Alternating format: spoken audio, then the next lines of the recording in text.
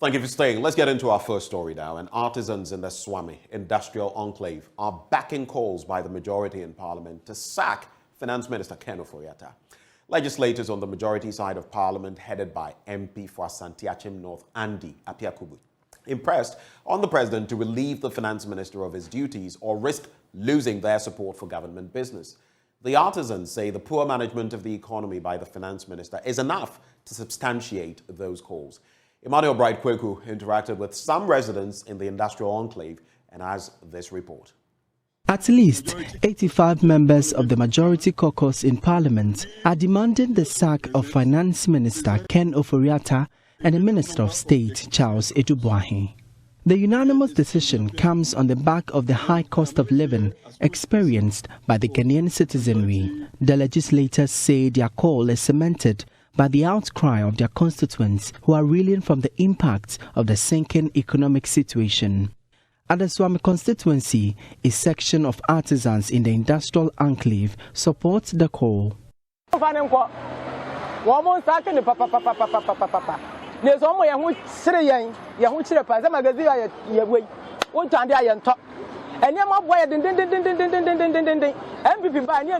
They should sack him. Times are hard now. We are really suffering here at Swami.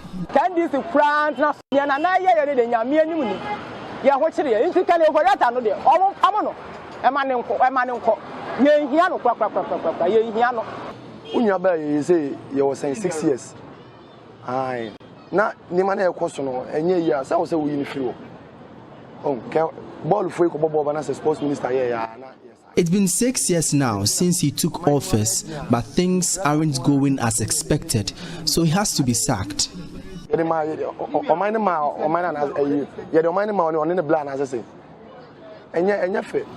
when you're the way you know, be able to show, go in and carry and go in a few. We are saying, say, any Padu in a shia. Near Unipa Baco say, you do my in our way, Sikasomai. That's after the Sika Semono in Koya. So now, who is Canasona, you be sound who be. If you have been assigned to look after our finances and it appears things aren't going on well, you have to be sacked. And Sakura Ansania Becassia Bepamu, the Venus Yamanasakran Kofabi. Let's say, oh man, any woman na esu, say, oh man, in Koi. From Lamon or man, Japadia Shamonsano, because Mobama say, oh man, Yatisikasu, and so come. Then,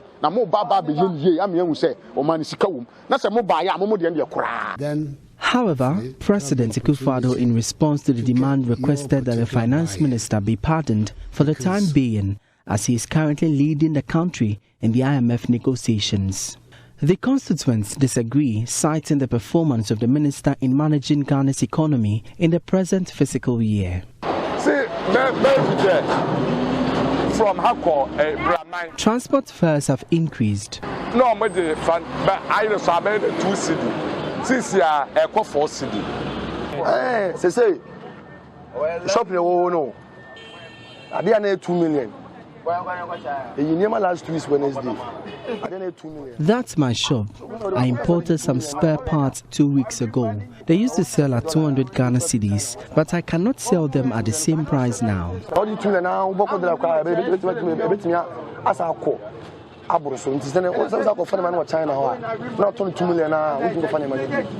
A number of Ghanaians are hoping the president will heed their calls to usher in a new finance minister. Oh, Minister, no, I hope so. What baby? You beat my abo, man, and why? The Emirates says so, calling powerful, but you have fresh ideas. Because your man do Siciano, you have fresh ideas at least. The minister has done his part. We need fresh ideas to manage the economy now. We need a new finance minister. I bet you are too full. I bet you are no, you too case. They say living of standard of living, I am very high. Oh, there are time be uncle, and I say you need to be our uncle. For JoyNews, Emmanuel Bright-Kweku reporting.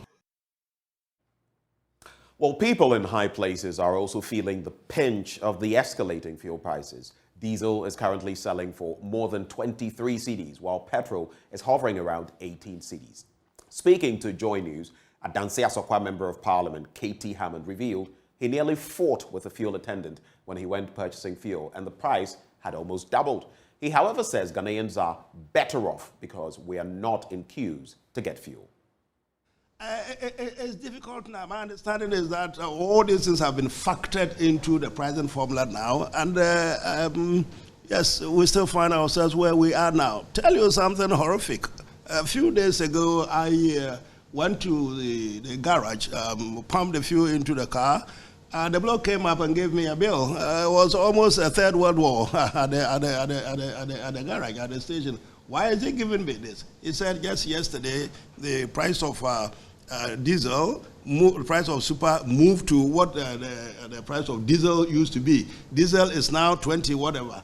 I was about complaining to a colleague in the profession a day after, and he said to me, don't worry about that, it's going to go to 23 this evening. And it's a particularly difficult situation. What is it that led to this? What is to be done? It's a difficult situation. And nobody, I don't particularly envy the lot of those who are really having to juggle. What do we do? Is the what do you call it? Is that the elephant in the room? It's the elephant in the room. Normally you don't mention it, but we are mentioning it. So I'm not sure whether it really is the elephant. But it's a difficult thing. It's not a situation peculiar to only Ghana. It's all over the place. The advanced economies and also advanced economies in Britain keep on whenever these issues come up. Obvious point of first reference of Britain.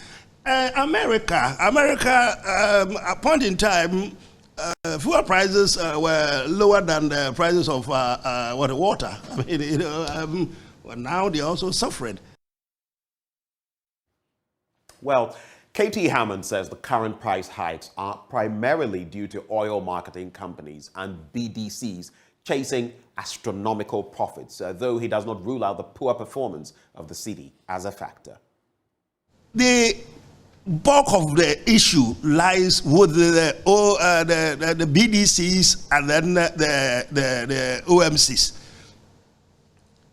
There's a crunch, a dollar crunch in the economy. Two cataclysmic situations that have bedeviled the world, the globe, not only Ghana, have contributed in no small measure to the problems that we have. Ukraine, Russian crisis, and obviously the pandemic. So, you talk about reduced taxes, we'll deal with the main crux of it. I made a point. It's the oil marketing companies, the big ones, the BDCs. Okay. And I have a problem. And so they better sort it out. Now, well, they got the dollar at whatever rate, whatever it is. So somebody should pay for it. You get a point. This is the difficulty. So 3 days ago, they would have said that the dollar was 13, was 12 or something. So we bought it at this. Today, the dollar is gone to 14, whatever. So quickly, they do the multiples. It doesn't matter that they had actually brought the crude or the product back into the country previously. I am concerned that some companies, the oil marketing companies, are making unnecessary profits. I think we should be careful how they are also playing the market. We are in this together. It's not MPP, government, and whatever it is. And I think all the respective individuals, particularly the companies, they must be very careful how this plays out. Well, Majority Leader Osei Mensah Bonsu has revealed the current negotiation with the International Monetary Fund will delay the presentation of the 2023 budget. The Public Financial Management Act mandates that the budget be presented by the 15th of this month. But speaking to journalists, Osei Mensah Bonsu said a team from the IMF was expected in the country next week for further talks and is unlikely the budget will come by the stipulated time. He, however, says that will not breach the Constitution. I'm not too sure as I sit here.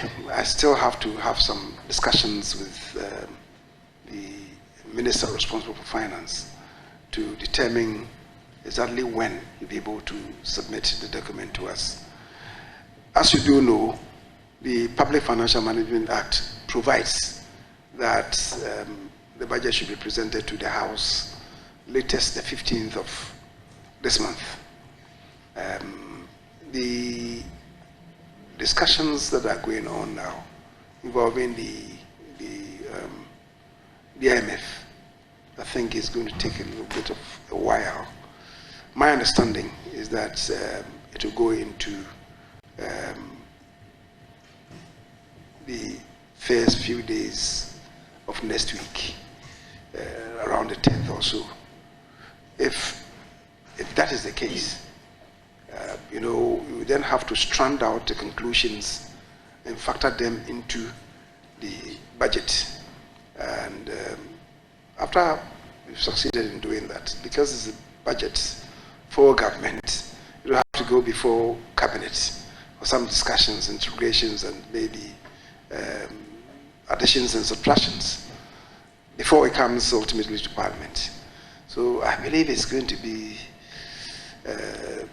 quite difficult to submit to the 15th deadline. I don't know. I'm just conjecturing. But if you want to do a tidy work, maybe you require to have some space.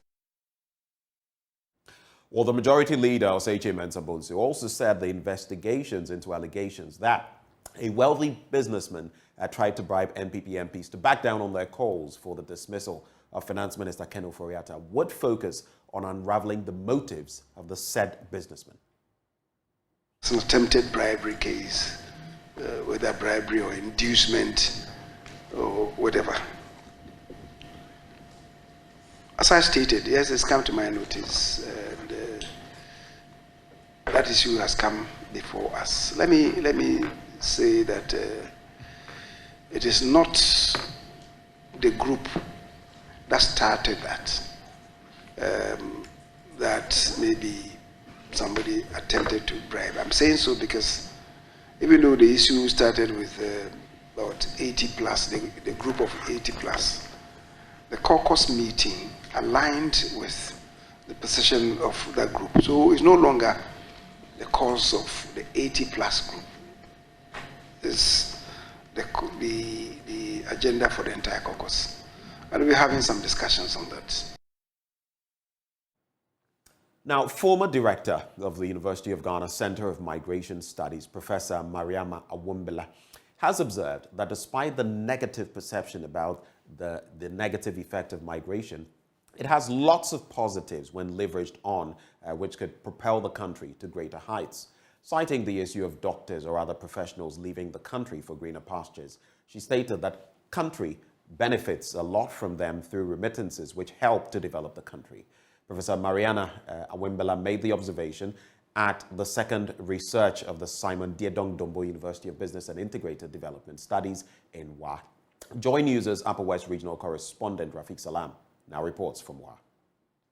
The 22nd Annual Research Conference of the Simon Diedong Dombo University of Business and Integrated Development Studies, SDDU-BITS, was held on the theme leveraging applied research in higher education to address contemporary issues.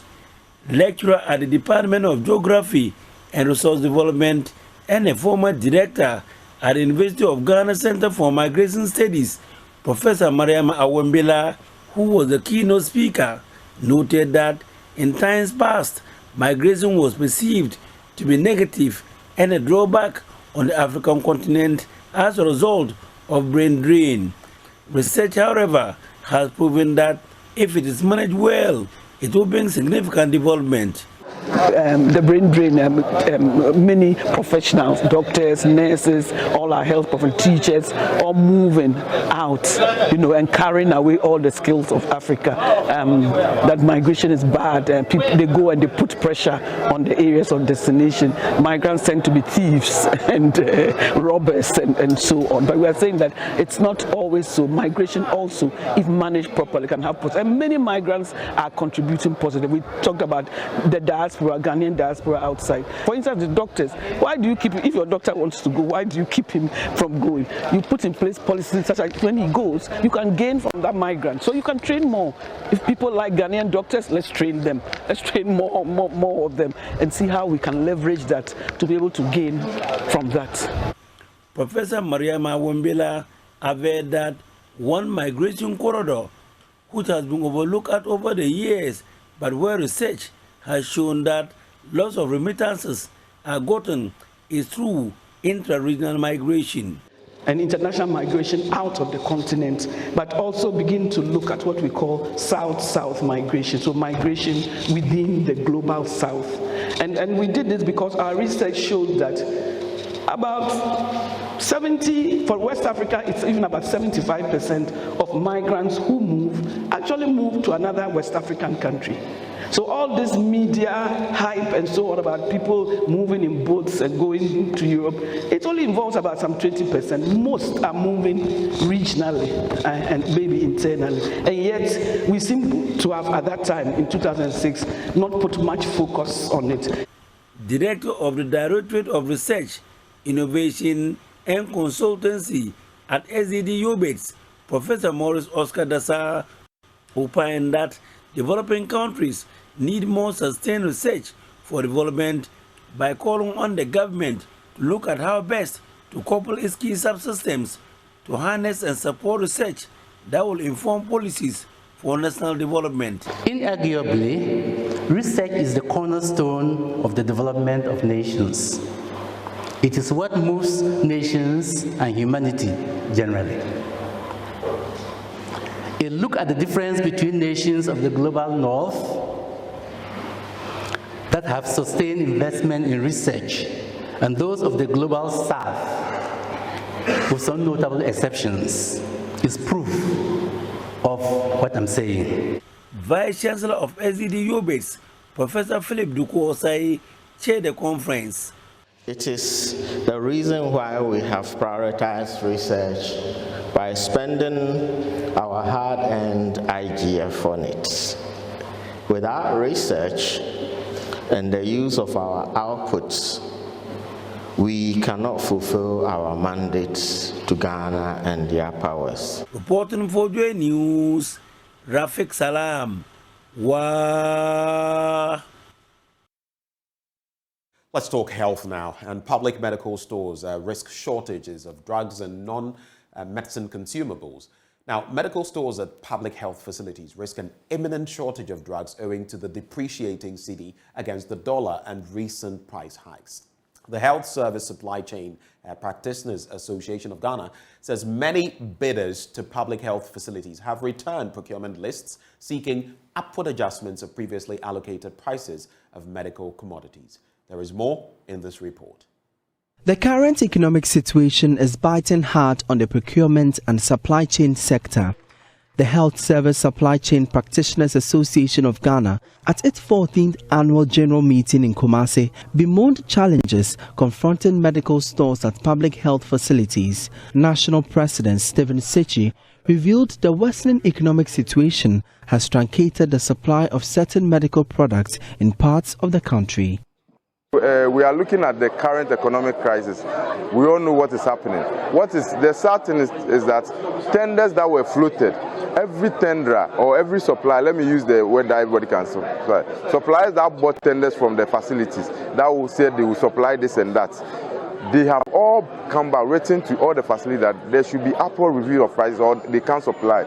Some will not even respond and they will not supply at all. This is it's causing a lot of stockouts in the system right now. And it has disrupted the supply chain. A supplier quoted for maybe 50 pesos of paracetamol, a tablet of paracetamol 50 pesos, which they import mostly.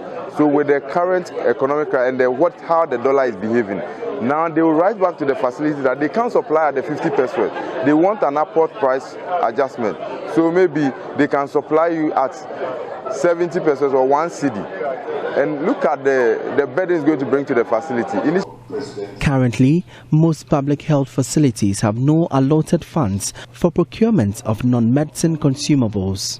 Stephen Sechi is imploring the government to institute a policy to allocate permanent funds for such products. When we say non-medicine, we are talking about exams, gloves, syringes, gauze, and all those things, etc. Even comes to buying of beds and all those things, equipment for the facility.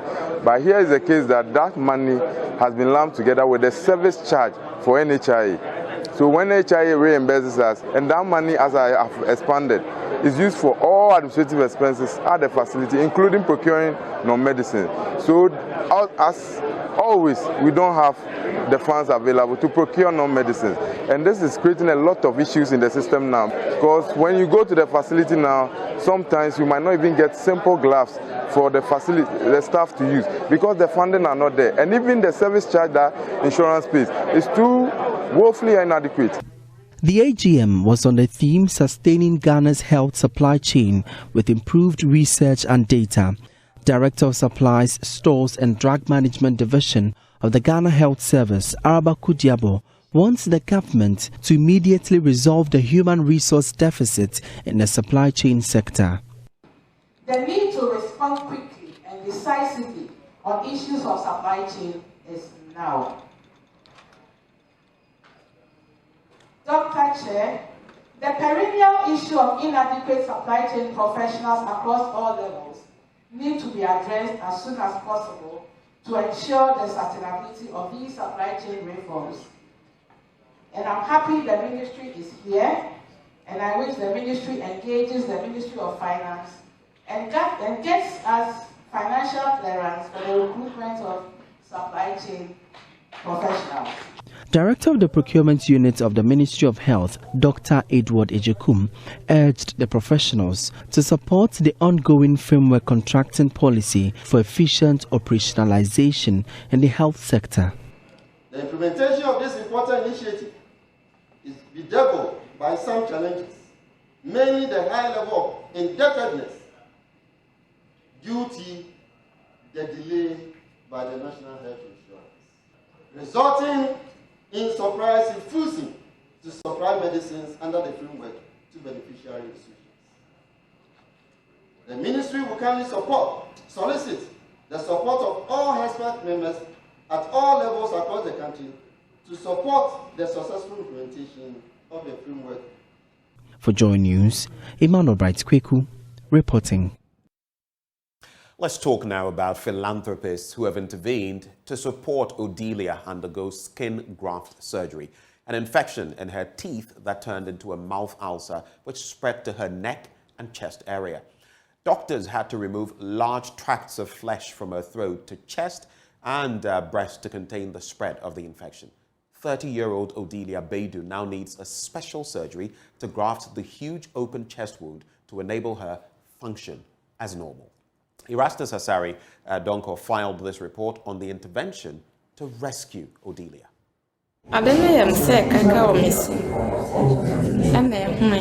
Odelia had a tooth infection that she treated with herbs at home due to financial difficulties.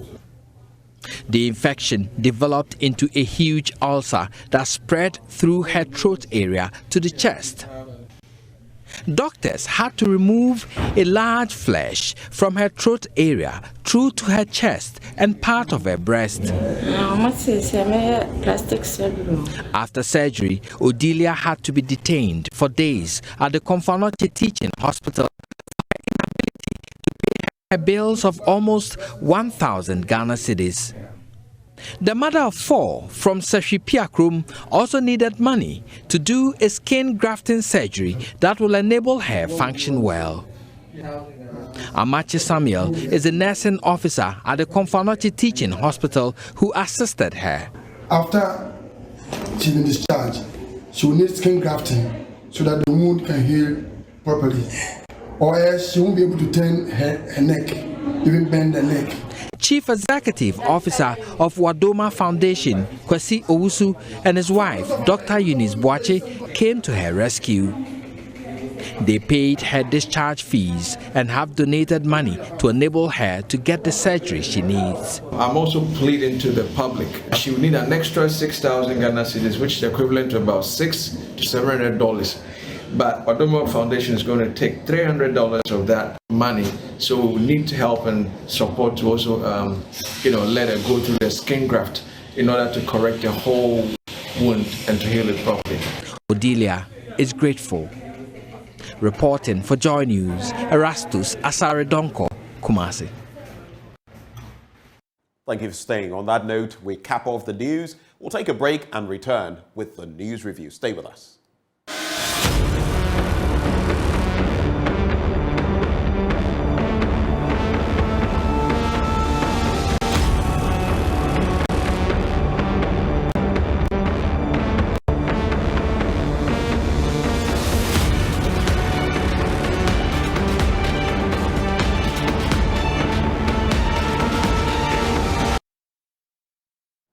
Well, thank you for staying with us. Time now for us to dig into the papers. It's 41 minutes of the hour. And joining for the conversation, Samuel Kojo Brace. You know how we do. Yeah. Yeah, man. Siwa. Yeah, that's what it is. I'll be coming to you shortly. But we also have joining the conversation editor of the Daily Dispatch newspaper in the person of Ben Efson. Mr. Efson, a very good morning to you. Oh, good morning, my brother, and good morning to our viewers. Great. I just want to do this. Did I hear you right? Was it yesterday? I was listening to, the radio, and I heard talk about you leave somewhere and park your car and board a train and all of that. Yeah. Ben, Maji, what's up? It's gotten to a point where if we don't strategize, our finances would just, diminish without us having any plan to rescue it. So I decided that, just Tuesday, when I went to the filling station to fill up, I was on half tank, and I spent 566 to top up, and I was shocked because I have never filled my half tank with 566. So I said no. Half tank. Yes, half. It's not like full. Half. But why? How much do you spend to fill the entire tank? Oh, initially I would spend like that 500 could have filled it for me, right? Until the increment came in. So I said, no, I cannot continue running from my house to work with my car all the time. So yesterday, I parked it at Asropochana train station, and then I boarded the train to work. I alighted at Aveno, and then I took an Uber here. Look, if I add the train fare to the Uber in and out, I'll spend close to 40 cedis. In a week, that's 200 cedis if I should use the same route.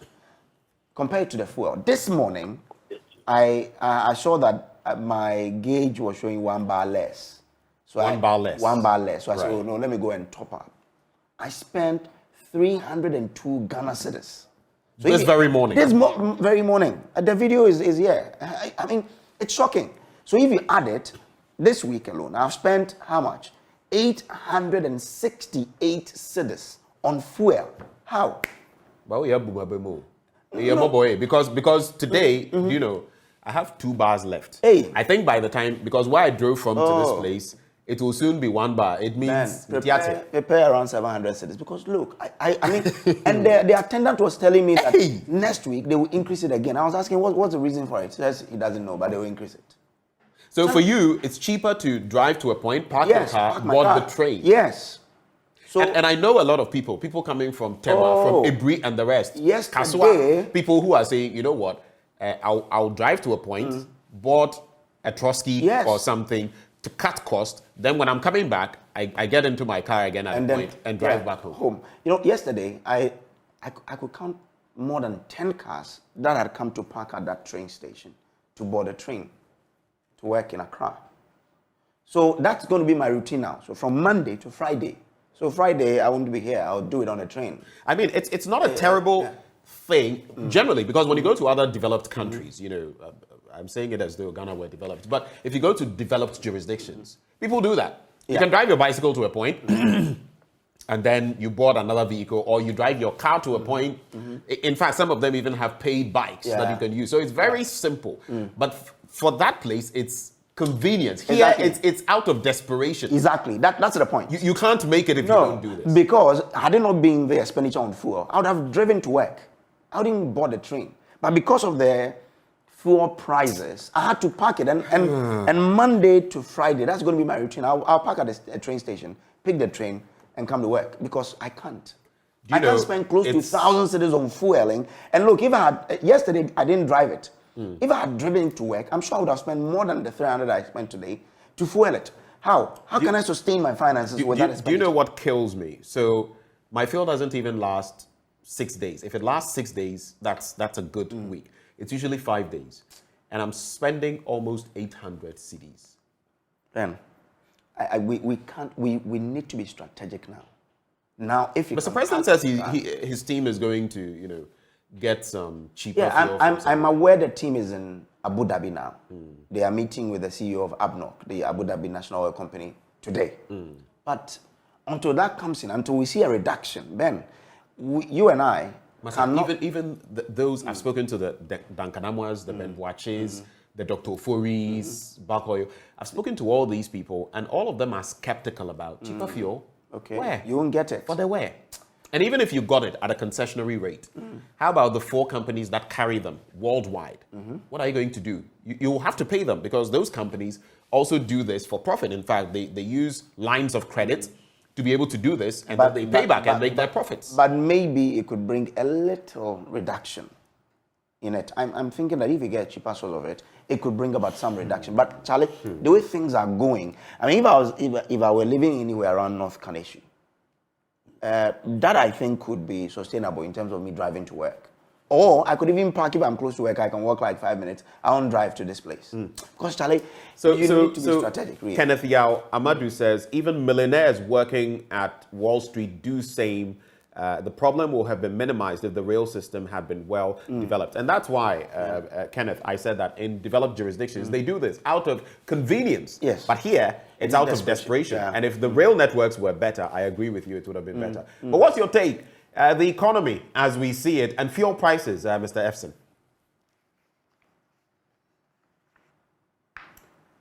Mr. Efson, if you're with us. Yes, I am, my brother. Did you get my question? No, please come again. I was asking, so what do you make of our economy currently, and especially in respect of fuel prices?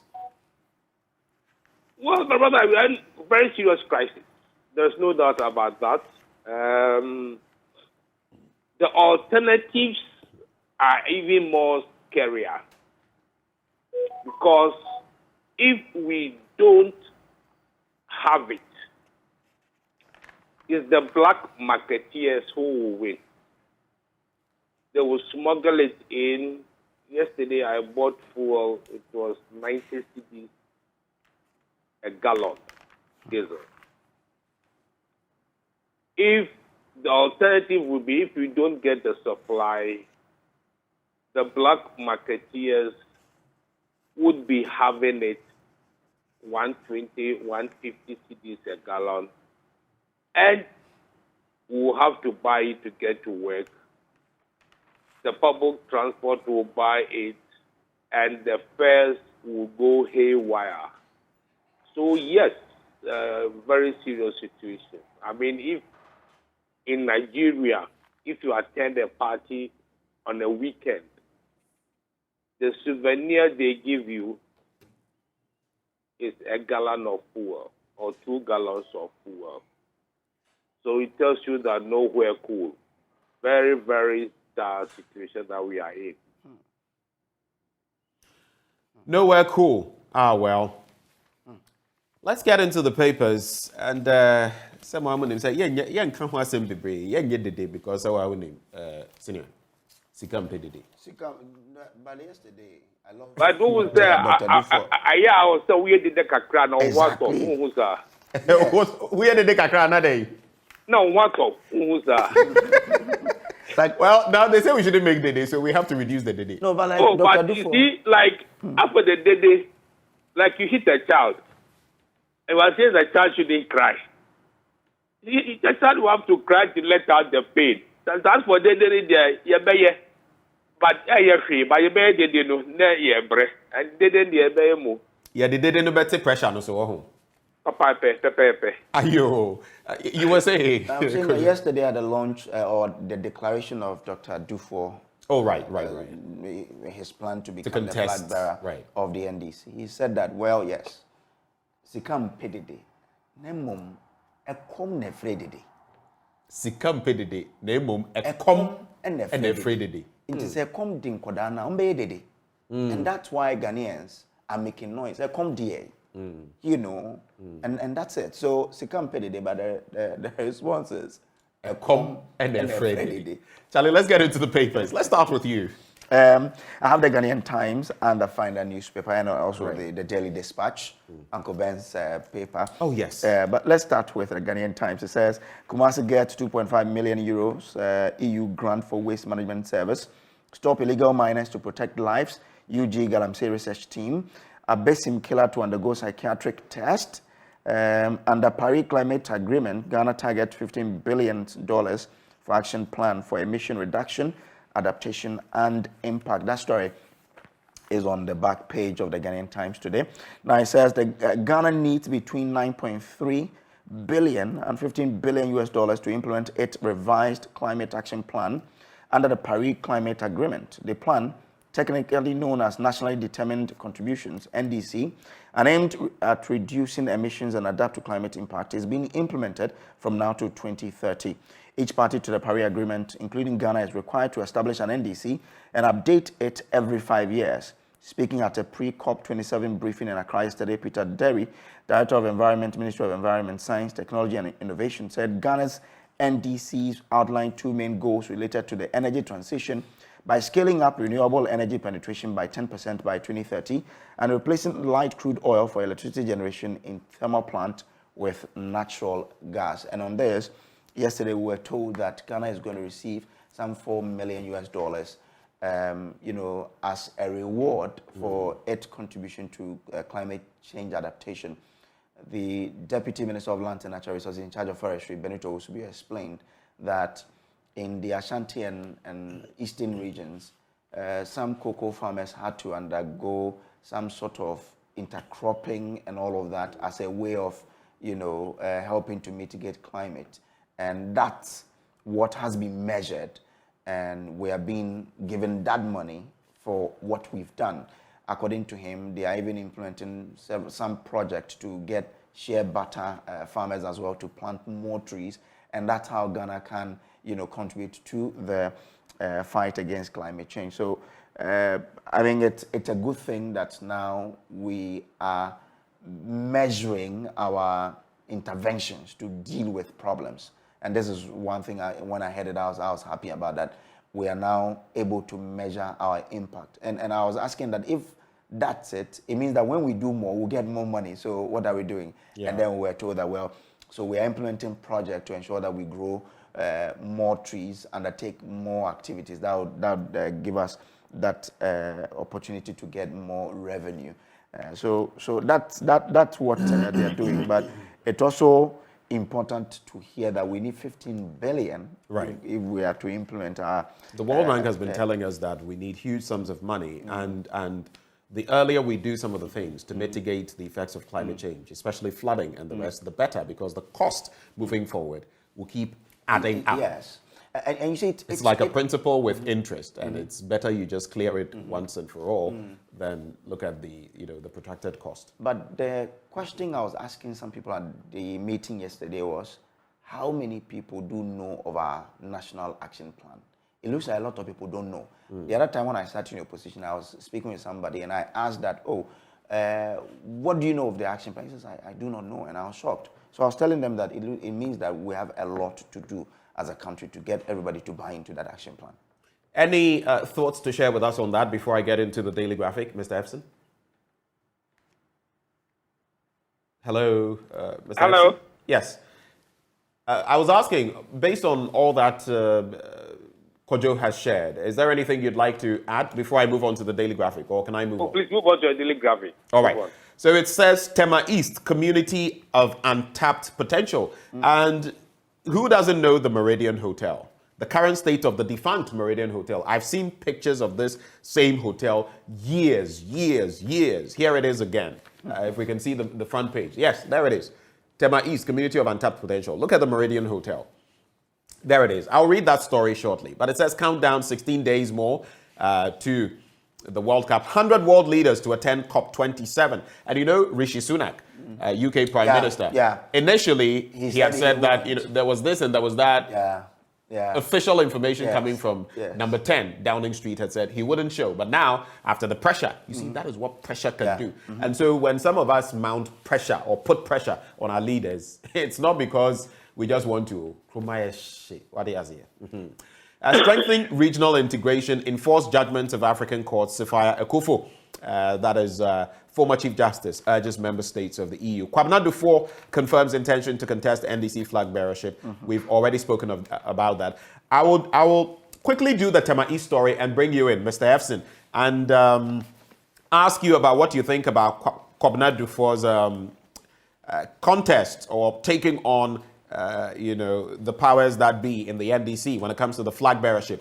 I know the former president has been suggesting lacing his boots, so to speak. I also have seen Kojo Bonsu, the former mayor of Kumasi, former head of GOIL, also with his photos all over town. Not saying anything, it's just the photo, the image, and Kojo Bonsu. He's already expressed his interest. How will it go? But let me do that story on page 18 before we get there. So it says, despite the fact that Tema is considered to be a well-demarcated metropolis, Tema East constituency, which occupies the center of the metropolis, Community 1 and Manhia, is beset with developmental challenges. The challenges include frequent breakdowns of the sewage system, poor sanitation, the springing up of unauthorized structures and inadequate potable water, and street lights. Only one major road connects Tema Community 1 to Tema Manhia, and many road users have called for an alternative route to link the two communities since the only road contributes to congestion. I can't get that for the life of me. Then, with these concerns, the Tema Metropolitan Assembly is in discussions with the Ministry of Roads and Highways to get alternative roads to link those communities. When you look at the demographics and the informal workers' numbers, including factory workers, fishermen, fish processors, and the rest, it makes no sense that we are doing this. They also struggle with premix fuel. Your quick take on that, Ben Efson, together with Kwabena Dufo saying that he's going to contest for the flag bearership of the NDC. Well, I'll start with the NDC flag bearership way. I think it's going to be interesting. For the two main parties, for the NPP, for example, many of the delegates who elect their flag bearer are mostly from Ashanti Eastern region. For the NDC, majority of their delegates are from the Volta and Northern regions. I heard Kojo Bonsu on your network, and what he said, and as at last night, what I've heard from sources close to the Dufo camp, Akakpo, is that they will be picking their running mates from the Volta region. As we speak now, there has been ongoing pressure on Mr. John Mahama to pick a running mate from the NDC's World Bank.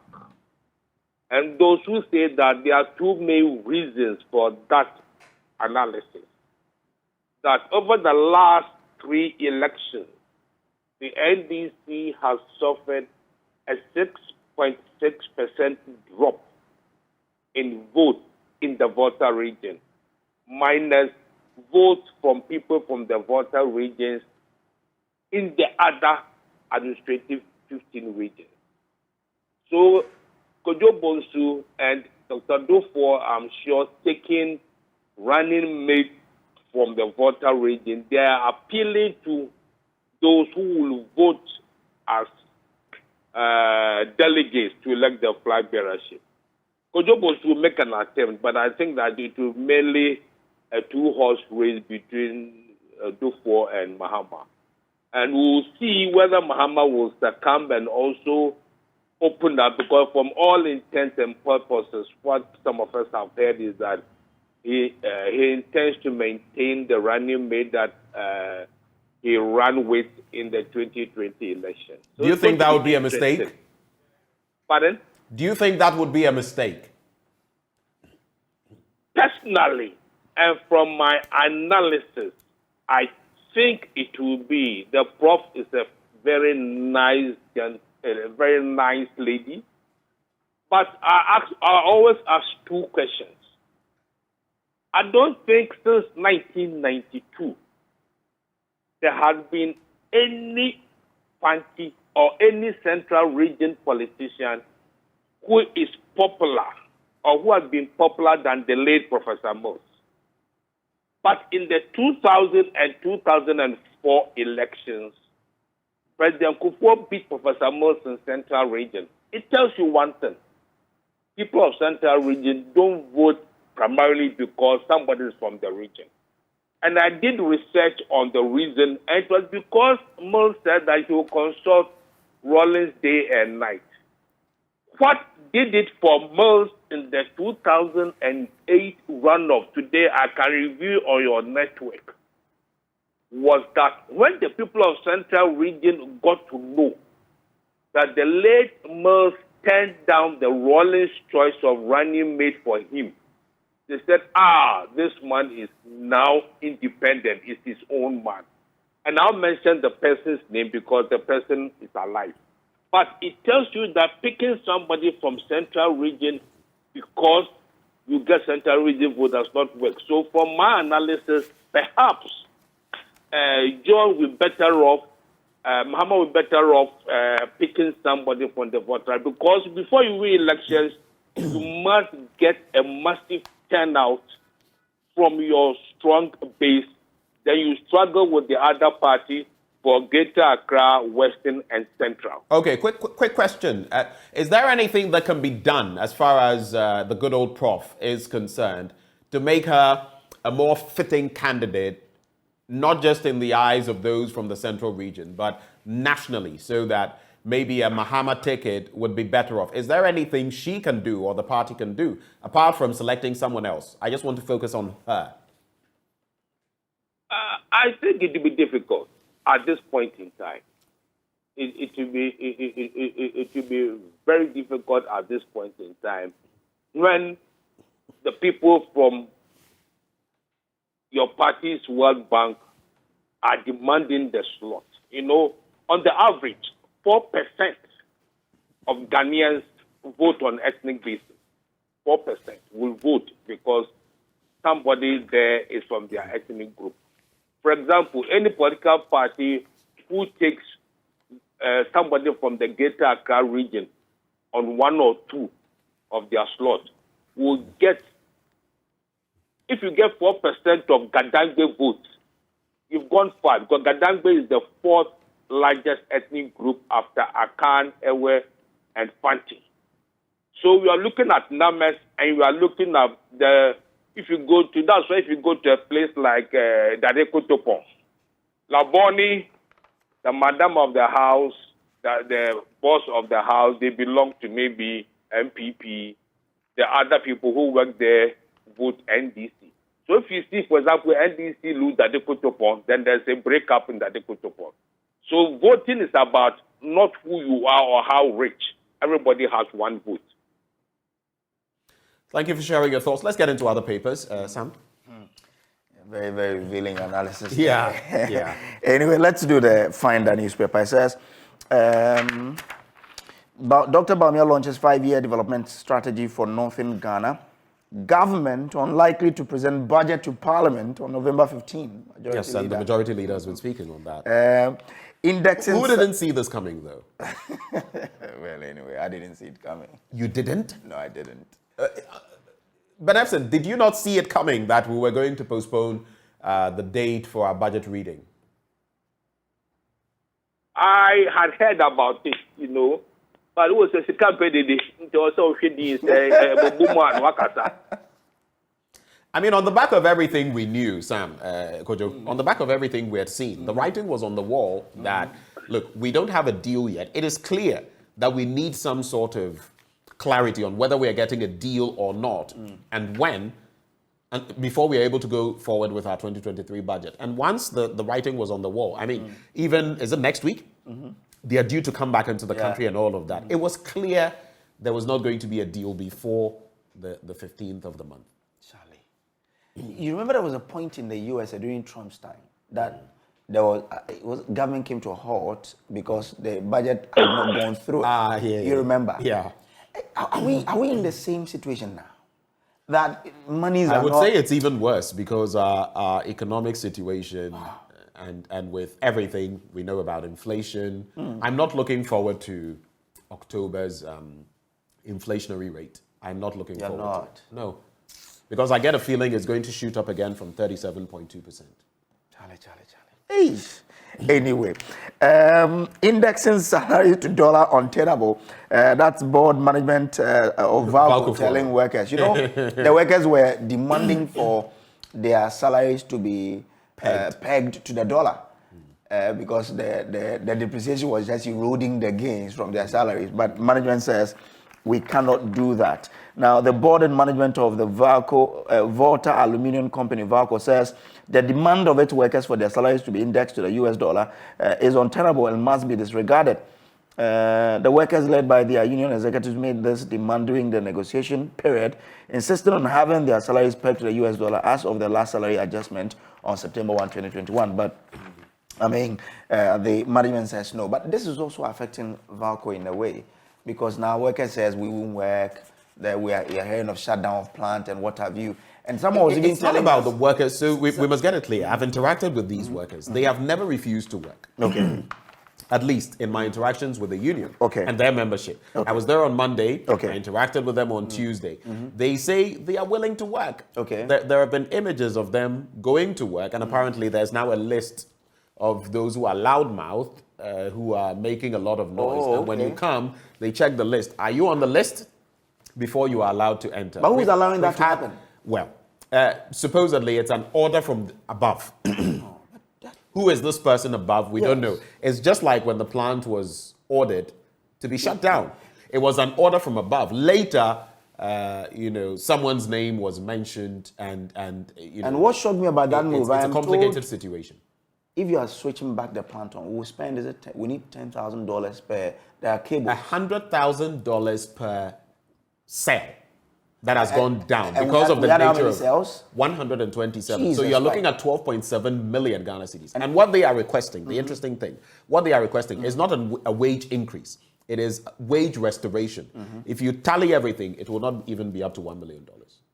So we've shut down the plant, and now every day that the plant is not working, 122 tons of aluminium is not produced. Mind you, it's not just for Ghana. This is the only smelter in the West African sub-region. And it costs the plant over $36,600 per day. So the person who took this decision, what will happen to him? That's the question. It's a funny country we're in. Hey. Let's move on. Hey. Anyway, I don't know whether, Mr. Efson, you have any thoughts. I don't know whether you followed the Valco situation and whether you have any thoughts on that, especially as the workers are also talking about the fact that there are a lot of retirees, 66, 67, 68 at post, when they should pension off for others to also come in with fresh ideas and do new things at Valco. Any thoughts on that quickly? And we shut it down. If it was somebody's private company, would they have done that? There are times that, there are times that you miss, certain things. But if it was an individual company, would they have shut it down for us to lose so much in this time of economic crisis? I wonder. I mean, I'm on air, so certain things, certain words I cannot use, but it's just unfortunate. I get you. Very unfortunate. Very unfortunate. We agree with you, and you've seen the details now. We have to go, though, but you've seen the details. A day? Yeah. $36,600 plus dollars. Oh, my goodness. That's how much we're losing every single... And everything at Valco is dollarized. The inputs they buy, when they sell, it's in dollars. And that is part of why this entire situation has arisen. But I think should also very quickly, the Daily Guide, Dufour declares NDC flag bearer bid. IMF talks could delay 2023 budget, as we've already discussed. Parliament moves to automate voting. There's also Republic Press. It says MPs briber wanted as majority launches probe. And then there's also 148 former MPP chairman threatened to leave party over neglect. We have to go quick. But let's do this the Daily Dispatch. This Daily Dispatch. Imported frozen chicken and meat kept for 3 years before being exported to Ghana. Uncle Ben should give us details. This is scary. But is this something that... No, I thought it was 6 months and what have you. You are acting as though, well... 6 months and what have you, but 3 years there. I know sure. This Christmas. But you know, this proves there's been these fears that frozen foods are kept for a longer time. But this one is like you're really giving meat to the skeleton. And it's 3 years. Very quick reaction. That's how we'll wrap because Kojo called you in, so I can't gloss over that. Mr. Efson. I think that now understands why some people would never eat frozen chicken. Now I understand. I'm sorry that for those who deal in frozen chicken, you are preparing your body for cancer. But I think that is very unfortunate. That's why some people will never take frozen chicken. Mr. Ben Efson, thank you so much for joining us this morning for the conversation. We wish you the best of the day, sir. That is the managing editor, Daily Dispatch newspaper. Kojo, thank you as well. My blunt thoughts today will be on misdiagnosing our problems and proposing fanciful solutions, the true face of incompetence. That's what I'll be serving you this morning. But I'd like to say a very happy birthday to Michael Akoto, former colleague and wonderful gentleman, stellar character. Michael, a very happy birthday to you. On that note, we bring you Sports App next. And it's a conversation Muftau Nabila Abdullahi had with former Black Stars head coach C.K. Akonnor.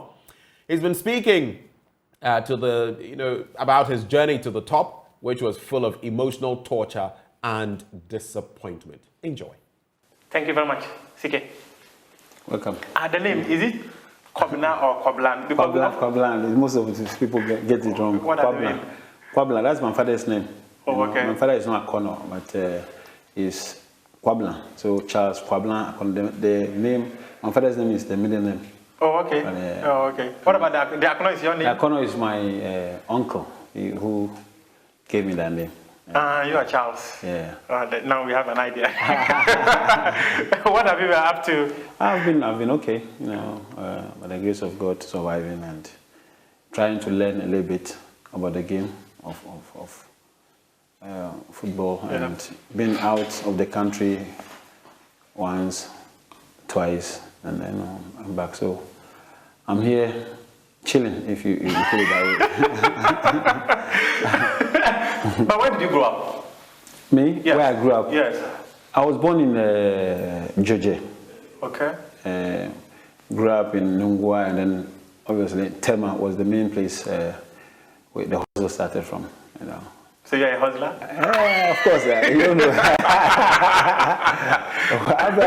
I'm a hustler, still a hustler. But how did you get into football and not any other sport? Well, when I was in school, pre-sec Nungwa, precisely, school teams, sports, I used to run 800 meters for the school. Oh, okay. And then the game football, it started. But of course, from course, Temahasby, I started with Harbour City. First Nungwa course, once Temahasby, Harbour City, and then Hartlepool. Hartlepool was the main place I really established myself as a good footballer, and I captained the coast team. Then near Welbeck were my playmates at that time. Now you've always started as a captain, because we'll get to that point where you captain, because from the coast level you captain the team. Yeah, it's part of me. I grew up knowing that togetherness was one thing that can make you succeed, and of course always try to get the team together. In the school, I was also in the school team the leader of the team, the captain, and Temahasby started with the the likes of Ablade Kuma, who were ahead of me at that time. Okay. Then when he left, then I became the captain of the team. So how was the genesis like? It's nice, you know, it was more fun. We were enjoying ourselves, not really thinking about money and what it can provide to us in the near future, you know. So we were enjoying ourselves and it was always a privilege to get on the field and play. And of course, when you finish, you have people who we say dash you money and all the points. I quite remember when I was with I think Cosmos then.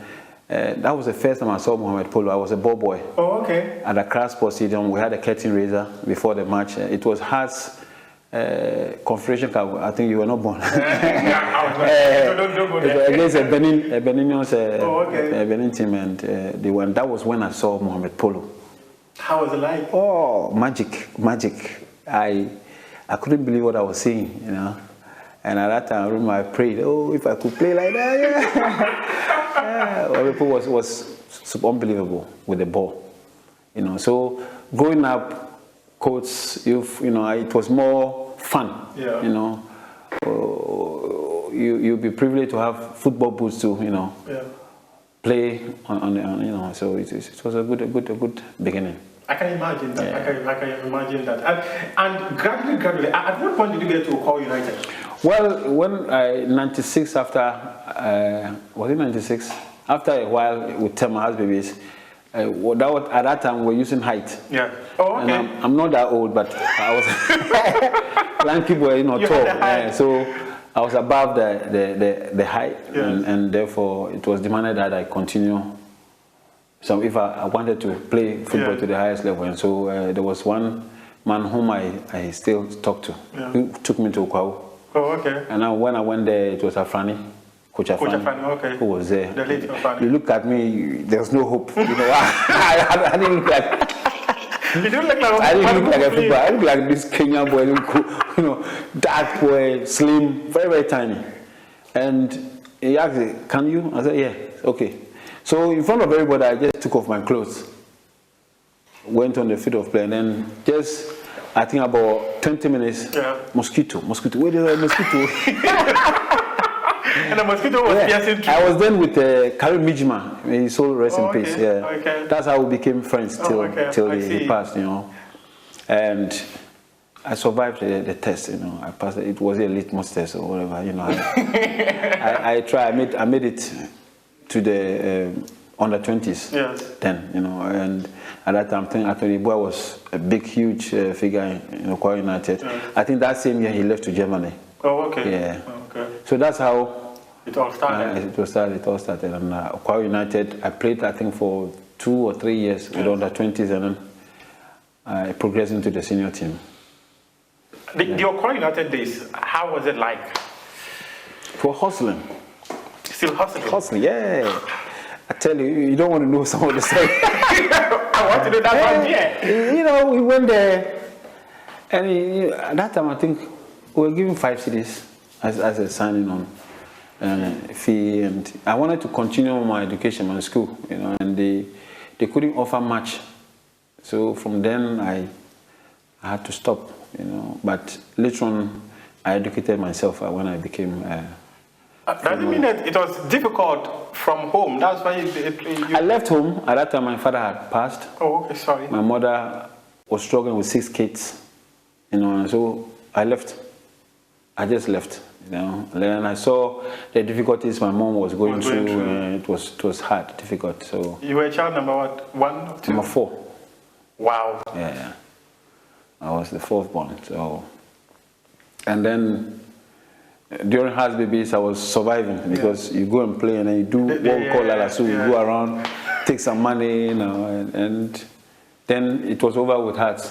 I had to continue. So I went to Akonnor United, knowing that life was going to be difficult. You know, nobody was around. I was alone, very young at that time. So I asked if they could help me further my education by going to COSEC. You know, I went to do the nursery to continue there because I was then at Presec Nungwa, you know. And what they offered me, I couldn't pay for my fees at the same time survive, you know. even with that, I had to live with Apimnankwa. My soul also recently was buried there. I lived with him, and almost all the kids, his kids, became like family. You know, and they treated me in that manner. So I lived with them with my little money and surviving at the same time. So it was difficult, but I managed to succeed, to survive. When you take a look back at those years and see yourself today, what goes through your mind, CK? It's God. You know, a lot of things we don't know. As you sit here, you don't know what tomorrow brings. But the Creator knows himself. If he knew me before I was 4 in my mother's womb, then he must have prepared the way for me. But we don't know, and most of the time we rush. I still rush as a human being because things will happen to you, and then you go bitter, you're disappointed. But he knows what is best. What is best, you know. And so we most of the time have to be humble and listen to the call and what. But it's difficult. Did you move from Okoye United to Germany? No. I moved a year to Ashgold. Oh, okay. From Ashgold, and I just played a year and then moved to Germany. And how was that journey like? It was also a difficult one. You know, I had done well for myself at that time. Ashgold saw me, David put Adem. You know, he signed me, Augustin Ahimfo, Samia J, Yawa Champon, Simado. We were.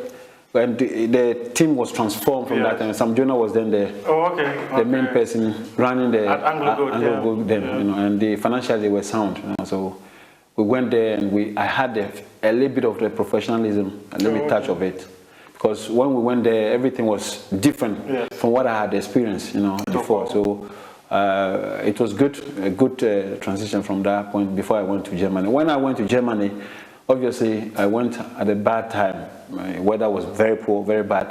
February. I got out of the plane. I wanted to go back because it was too cold in Frankfurt. You know, it was very, very hard. You know, and I couldn't believe I would be able to make it. But if I look back, I have no choice. I have to make it. You know, so because you felt that was the turning point of your life. That was it. I had chances upon chances to travel, and it all went bad. You know, we went to Egypt then under 20, led by Samade as the leader or coach of the team in the youth tournament under 20. I think we were third, and that is the medal. Oh, okay. Yeah, we were third, bronze, and I had done well. There were agents coming up, you know, thinking that this is the moment. It didn't happen. I was so disappointed. It didn't happen. Rather, those who were not in the picture were taken away, and I was left out. So again, upset, you know, you go down. And then all of a sudden, I was very fortunate. I was then the youngest in the senior national team, the front line. And then I was doing well. Otto Fista then had taken me into the team. It was a magic, you know. At that time, I had also been dropped from the Olympic squad, Barcelona, in 92. And then I came back disappointed, went back to Ashgold, played one match. I was invited to the under-20 national team. We played. Otto Fista saw me, picked me. So those who were then with the Barcelona squad were all then behind. They had to fight to get there. You've had many disappointments in your life, actually. Yeah, it's always been part of me, you know, and somehow I get back. How do you do it? Yeah. It's the faith and the belief I have in me, and to obviously understand the work of God, how things work, you know, because where you think you deserve it, you're disappointed, you know, but you don't give up in life. Tell us about the life in Germany. Life in Germany was good, ups and downs, you know, in terms of racism at that time was a bit on the high in Germany. I've had encounters where I was almost beaten, you know. Really? Yeah. And survived. You go to a restaurant, they don't want to serve you because not the restaurant, but those who also the cashiers, the people not the cashiers, those who the are caterers and all those people. Not the caterers. I was talking of those who are also there to be served. Oh, okay. They don't want you to sit next to them, and they behave funny towards you. You know, and so these were challenges that are, well, apart from the football aspect of life, the private life was also a difficult one. So you go to a restaurant and you are being looked at a different funny way. You know, they are looking at, what is this monkey doing? You know, that kind of thing. Sometimes you get upset. You know, I've had situations where I was in a train, I wasn't driving then, where I've been attacked by what we call the black angels. Those guys they do their, you know, attacked in a way. But all these were part of the journey. But with all these challenges, how did you rise to the extent that you were even able to captain Brisbane? Yeah, I was tough. You see, I'll tell you a funny story. After '96, when I went to South Africa, I didn't know what was going on then. I was already in Europe, but I didn't understand the reality on between races, black and white. Okay. When I got to South Africa, I remember we went to a certain place to one of the schools, Adom, and the way we drove from town, and as we were going, we were seeing the different houses. It was becoming poor in the area where it was changing until we got to the school. And when we got to the school, we were all sad. You know, we saw them still standing in the rain. It was raining then. And I think Pele was even in tears. That's when I saw how blacks were being treated. And it gave me some sort of anger, bitterness. When I went back to Europe, I was different. It kept ringing in my head, you know, and so it reflected how I was treated then in Germany. Okay, because I didn't know. Sometimes I would take it like, I didn't understand, you know, the reality on how blacks were treated almost everywhere in the world, not just Germany or South Africa. And South Africa belongs to the blacks. If I can put it that way. I can put it that way. Yeah. Know. So I changed. My attitude changed towards the whites. The whites, you know. And you saw them to be different from you. And so I was always, and then from there I started learning the language. I went to the president and said, I want to learn the language. You don't go to the president and talk to him like that because he's a crazy man. Tony Buffo will tell you. I went to his office, then he had to bring in some interpreter. I said, I want to learn the language now. So you speak German? Yeah, of course I can. Can you try something? I can speak. When you speak, I can speak with you. Okay, I get it. But talk to me about that experience that you had. Would you say that South Africa journey actually changed your mentality and how you saw life? Yeah, I realized that, you know, we complain. Some people are even going through worse than us, and I was like, come on, you are privileged. This is something I'm doing and I'm enjoying it. Yes. I'm passionate about it and I'm getting money out of it and all that. And so I look at it from it's really changed my life, how I saw things. Which tournament was the first tournament you played for the Black Stars? 94, Tunisia. Tunisia 94. 94, 96, 98 and 2000. How was it like in the national team? To be honest with you, where I really enjoyed most was when I was with under-20s, when we went to Australia. Oh, okay. And that was, I think, my best moment as far as the national team is concerned. I enjoyed, the group was good, we were very good together, we had fun, we enjoyed, you know, the likes of Augustine Ahimfo, Benogu. Yeah. Oh, okay. They would crack some jokes in. But you were always a serious person. So. I was. You wouldn't want to laugh, but you go and hide and laugh. It was funny, you know. And I wish I had that group till like you don't come. It was fun. And when we get on the field of play, we know what time it is. Yes. We were there to deliver. Yes. You know, we were very serious on the field of play, but off the field of play too, we had fun. It was fun. It was like. How was that different from the national team, the Black Stars itself? No, you know, the Black Stars were maybe, if I should say, too serious, and we had a lot of egos.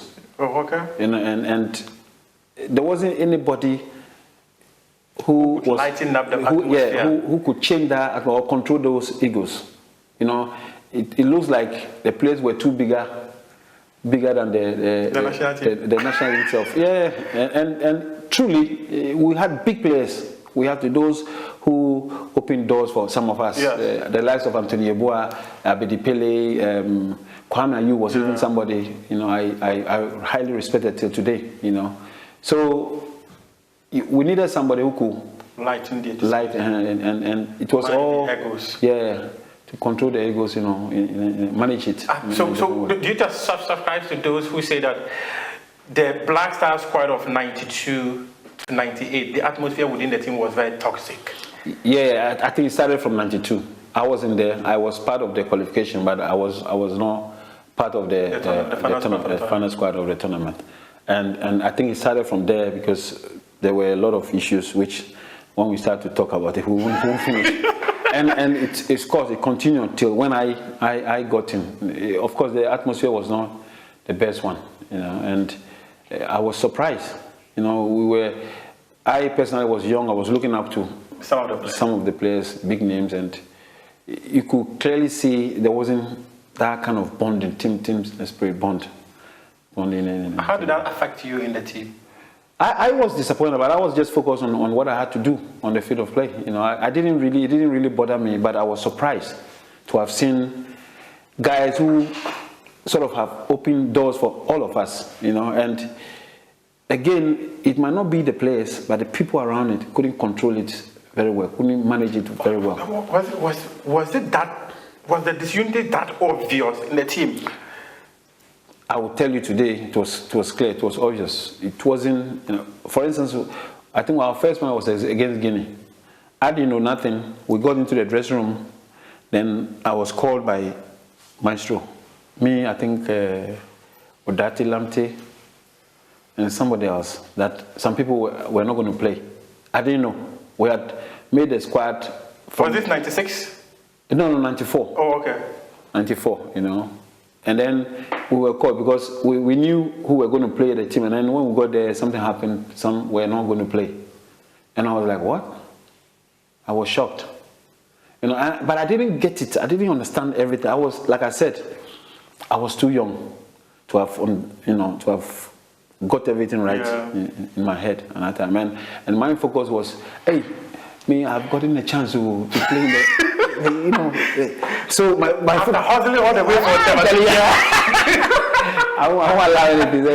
I was just focusing on what I had to do, and seriously, I was always thinking of what I could do to help the team. You know, if I had to put my head on the listen to be, you know, I was going to do it. Yeah, so, but I'm sure now, you know, we've gone past all those things, and probably some of them will say, it wasn't necessary, you know, because if we had got it right, if we had gotten it right, united, the bonding of the team, I think would have been to the World Cup, to the World Cup before the likes of our peers and others. Many of you always say that. If you just joined us, we are speaking to CK Akonnor, former head coach of Black Stars, former head coach Marcia Asante Kotoko, former head coach Ashanti Gold. In fact, I remember that Ashanti Gold story. It was an incredible story because the team was struggling. He took them and they survived relegation. He's worked with 11 Ys, he's worked with Dreams FC and all that. He's been sharing with us his life story, how he started and getting into the national team. And one thing he said that is so profound is that when he got to the national team, when he got to Germany, the most important thing was to focus on why he's there. CK, tell me briefly, I just want to wrap up the conversation on the national team. Many of you have said that the disunity was such that it denied you people an opportunity of playing the World Cup. And you just mentioned it right now, that you probably could have qualified even before the likes of Stephen Appiah and all that. How disappointing was it that your generation were not able to qualify for the World Cup? If you see the essence of the World Cup, how important it is for every player, then you know that I've not been there. It's something. You don't have it on your CV. No. I can imagine that. You know, but I think it was not meant to be.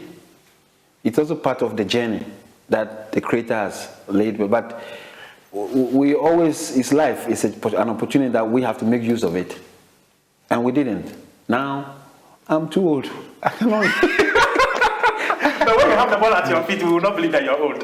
Oh, Charlie. But you were able to rise within that toxic atmosphere to become the captain of the Black Stars. How did that happen? You see, I think somebody like Sam Johnson, Yao Prekun, Udati Lamte, Azika Sari, and the likes were ahead of me because they played in 92. Oh, okay. When I got into the team, I was regular, I was consistent. I never went out of the team. And some of them, as a result of injury or something, were out of the team. And so they were not consistent. If you ask me how I became the captain, I think that is one of the reasons why. Because I played 4 Nation Cup continuously. Oh, wow. You know, 94, 96, 98, 2000. I see. So by the time I was at the, I think the 4th year or the year. The 4th tournament. I was then a big name in the team. Yes. You couldn't. And in fact, in Ghana. You couldn't, and I was present most of the time. Yes. And so, yes, we had the maestro. The maestro was going out, and if you look around, and I think the players also who agreed in that sort of manner, agreed, and you know, I got that chance to be captain of the team. And when you became captain, you replaced Abedi. Yeah. How was it like? Don't ask me. I always ask that question. It was too big. It is obvious. Yeah, it was too big, you know, and maybe, you see, and I don't think we still do it. To become a captain of a national team is not easy. In Europe, what they do is they will nurture you into it. Oh, okay. They will educate you. They will tell you what to say, you know, what to, and I was a young boy. I didn't know nothing. Maybe I could have also been clever enough to go to Pele. Yes. And ask him, you know, to learn the ropes. To learn the ropes and even how to manage it, the situation. And you know, at that time, there were a lot of issues with us, sponsorship and all those things. One of the things I did, which was okay, when we played, we hosted the AFCON with Nigeria. Yeah. I brought in Puma. I had a personal sponsorship with Puma. So Puma was able to give to those who didn't have sponsorship. I think Apia had his own, Sami Kufuor also had his own. And then the rest who didn't have it, I was able to bring them on board. And plus they gave even some money, you know, on top of it. These are some of the petty things. And then in terms of negotiation of money, I remember we played a match on Saturday or Sunday. But a day before the match, I was at the minister's office with, I think, Kufuor and somebody, to ask for bonus. Who is this? I'm not used to these things. You know, and these were things that could easily affect you as a player. Yeah. My mind and everything had to be on how to lead the team to play on the field of play. Not that the other stuff shouldn't be part of me. You know, and I had so many issues. And then also, I wouldn't say a mistake. I put on the 10 shirt because I used to wear the 11. Put on the 10 shirt and I had calls from everywhere. People I didn't even know. I know my 10 and say, You didn't even know you were wearing number 10? I knew. I think I opted for it. Oh, okay. Because now Pele was not there. Nobody was willing to. Was you willing to take up? But I think I was very used to the 11 shirt. Yeah. Then I was very, very comfortable in it. No, I'm not talking about super t-shirts. No, I get. Maybe you were wearing a very big shirt. Yeah. You're going into the shoes of one man who was deemed so huge that it was a responsibility you were going to carry. And like I said, all these things, I need to be nurtured into it. You know, to be taught. Do this, do that, do that. There wasn't in Germany. I can only speak of. I don't know about England. When Lam became captain, he was nurtured. You know, they told him do this, do that, and I know about it. It's not like I'm just talking. I know. I was aware what they were doing. You know, and because I followed those things, I wanted to. Because I was then also, I think I had been the captain of the national, so I knew. You know, and all those things. If you don't have the ability, the heart to lead an African team, then don't do it. It's not that easy. You know how we talk in this country. Yes. We have thousands of coaches, including you. Including myself. You know. Including my crew. Yeah, everybody. You know, so these things are important. We need to do this. Not even the national today from the junior level, under 17 to under 20. And if you're able to do that, somebody like Cruz, yes, he was a captain of under 17. Yes. Are you aware of that? Yeah. I remember. Look how he's grown. Yes. How he played into the senior national team. I remember the 2007 under 17 World Cup in Korea. Yeah. Korea, yes. He captained Germany. Yeah. In fact, he scored 2 free kicks against Ghana. I remember. Under 17, under 20. And he, because he had that. Okay, he was being groomed. Yeah, and because he already had it. Yes. As a leader, he could be seen as a leader because of his attitude, the way But then, if you notice something of that sort, then you need to groom it. Groom it and let it grow. What did you do to ease the tension that you met at the national team when you became captain? Of course, me and Kufuor had always been very close in terms of what ought to be done, what we have to do, sponsorship, and it was always like fight, because we were not happy. And sometimes I think one of the things that maybe let us down, we took a lot of issues in our own hands. Oh, okay. Whilst we had to allow money, because we felt they weren't doing what they had to do. Yes. And so, Kufuor went to, was he Burkina Faso or whatever, and he was sent home. Yeah, I remember. And if you look at the issues, these are issues that Kufuor doesn't need to do it. The manager had to do it.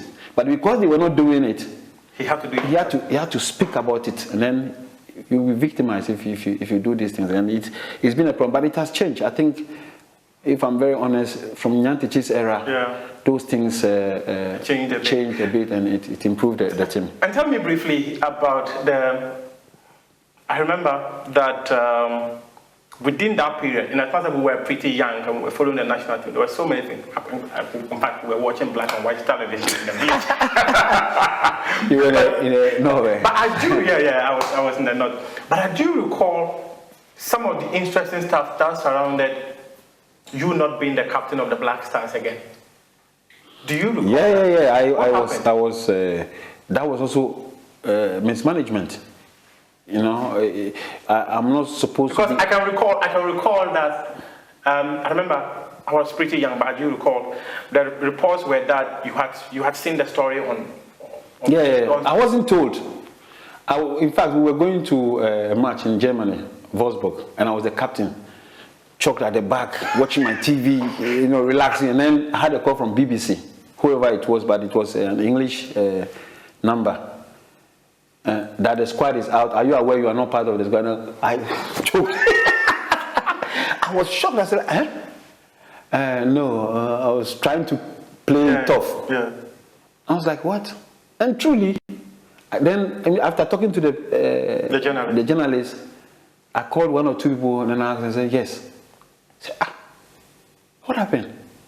So even if that was the case, couldn't they have called me just to inform me? Who was the coach then?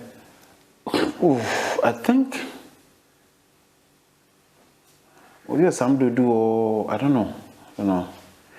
The guy who took them to if you find out the person who took them to the Burkina tournament, he should be. I have a bad memory. That should be like the 2002 Afcon. Yeah. And so I still wanted to play.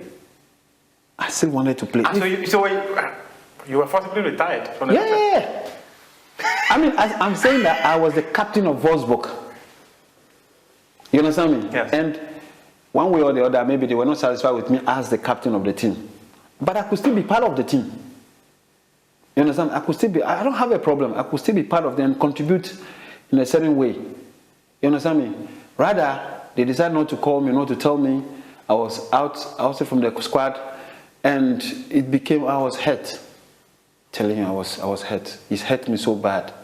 The Black Stars has always been full of captaincy issues. And I think in our era, Kufuor was able to, soften a little bit because he was also big at that time then. Okay. So me and him had a very common understanding.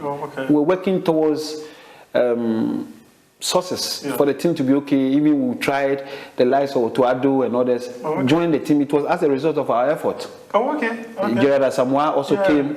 We spoke to them. I spoke to them. Kufuor, Anthony Bafo was also involved. At that time, Tony hadn't come there. Also, he would call me, call Kufo, and then on the phone we talk. And not just them. There were Francis Diko. Yes. Diko. I brought him to the... really? Single-handed. I think there was a time former of Nyantichi, the president, even said it. You know, and so we were like today, where you have the likes of Lamte, Tariq Lamte, and others coming.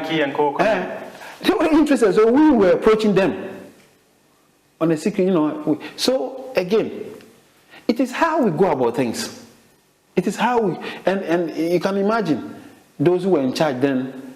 Yes. The same way they were with Pele, Yebua, and all, and then the thing became an issue. It exploded. Because they weren't managed well. Imagine I was bitter then when I was out from the squad.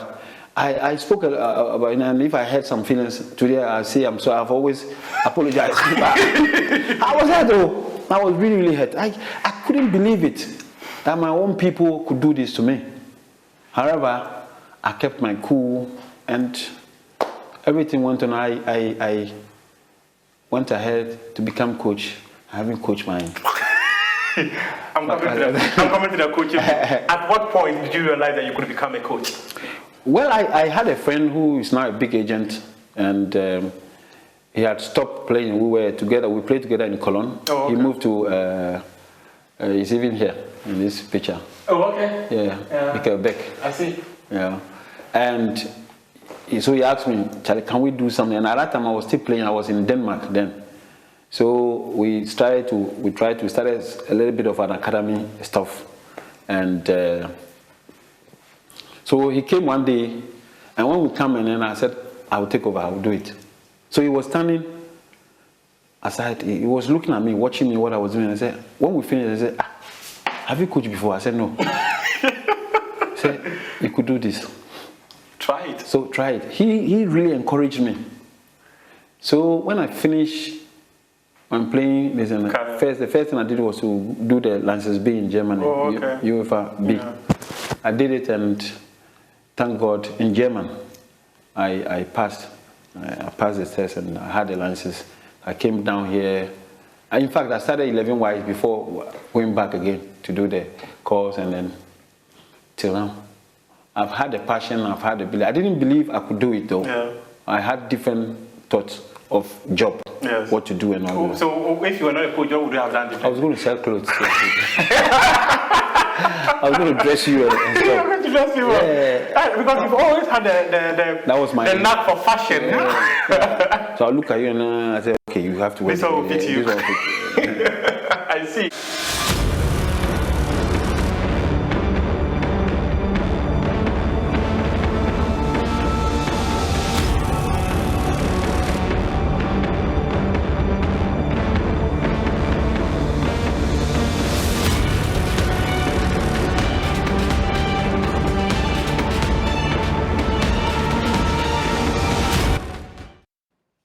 Ghana 4, are you ready for my blunt thoughts? Well, here it is. Welcome back after the break. I've titled my blunt thoughts today, Misdiagnosing Our Problems and Proposing Fanciful Solutions. The true face of incompetence. Permit me to start today's blunt thoughts with a question, Ghana 4. What do the CEOs of the Starbucks Corporation, FedEx, Chanel, the fashion brand, Barclays, Microsoft, Adobe, Google, IBM, Novartis, Deloitte, MasterCard, Pepsi, Nokia, and very recently, though he's now been sacked, Twitter, have in common with the UK Prime Minister? Well, they are all CEOs of multinational corporations. Of course, Rishi Sunak is now CEO of the United Kingdom. But there's more to this. Many of these people are where they are, and more of them are being headhunted because of India's solid human capital development. What do we do here? Our educational system, to a large extent, produces graduates less than able to meet the rigorous standards of the world market. Even worse, we tweak and play with it till it becomes something we can no longer clearly recognize.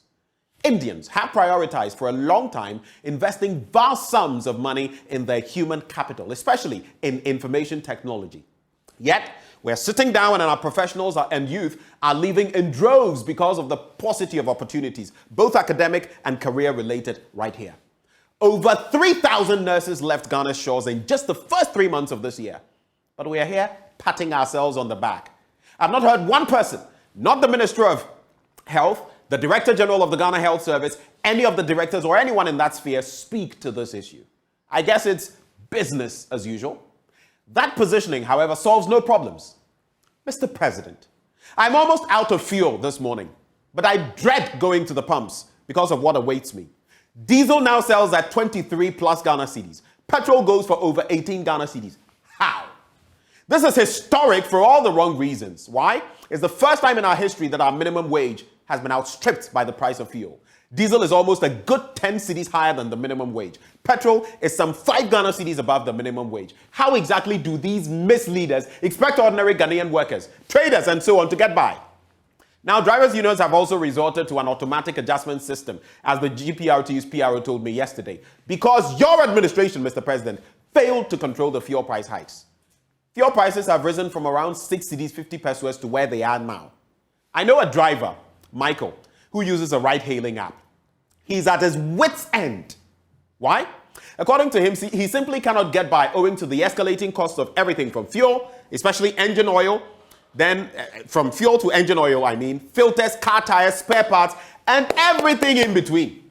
He asked me yesterday to beg you to do something, Mr. President, the same way the CEO of Dalex Finance, Ken Thompson, was begging you recently.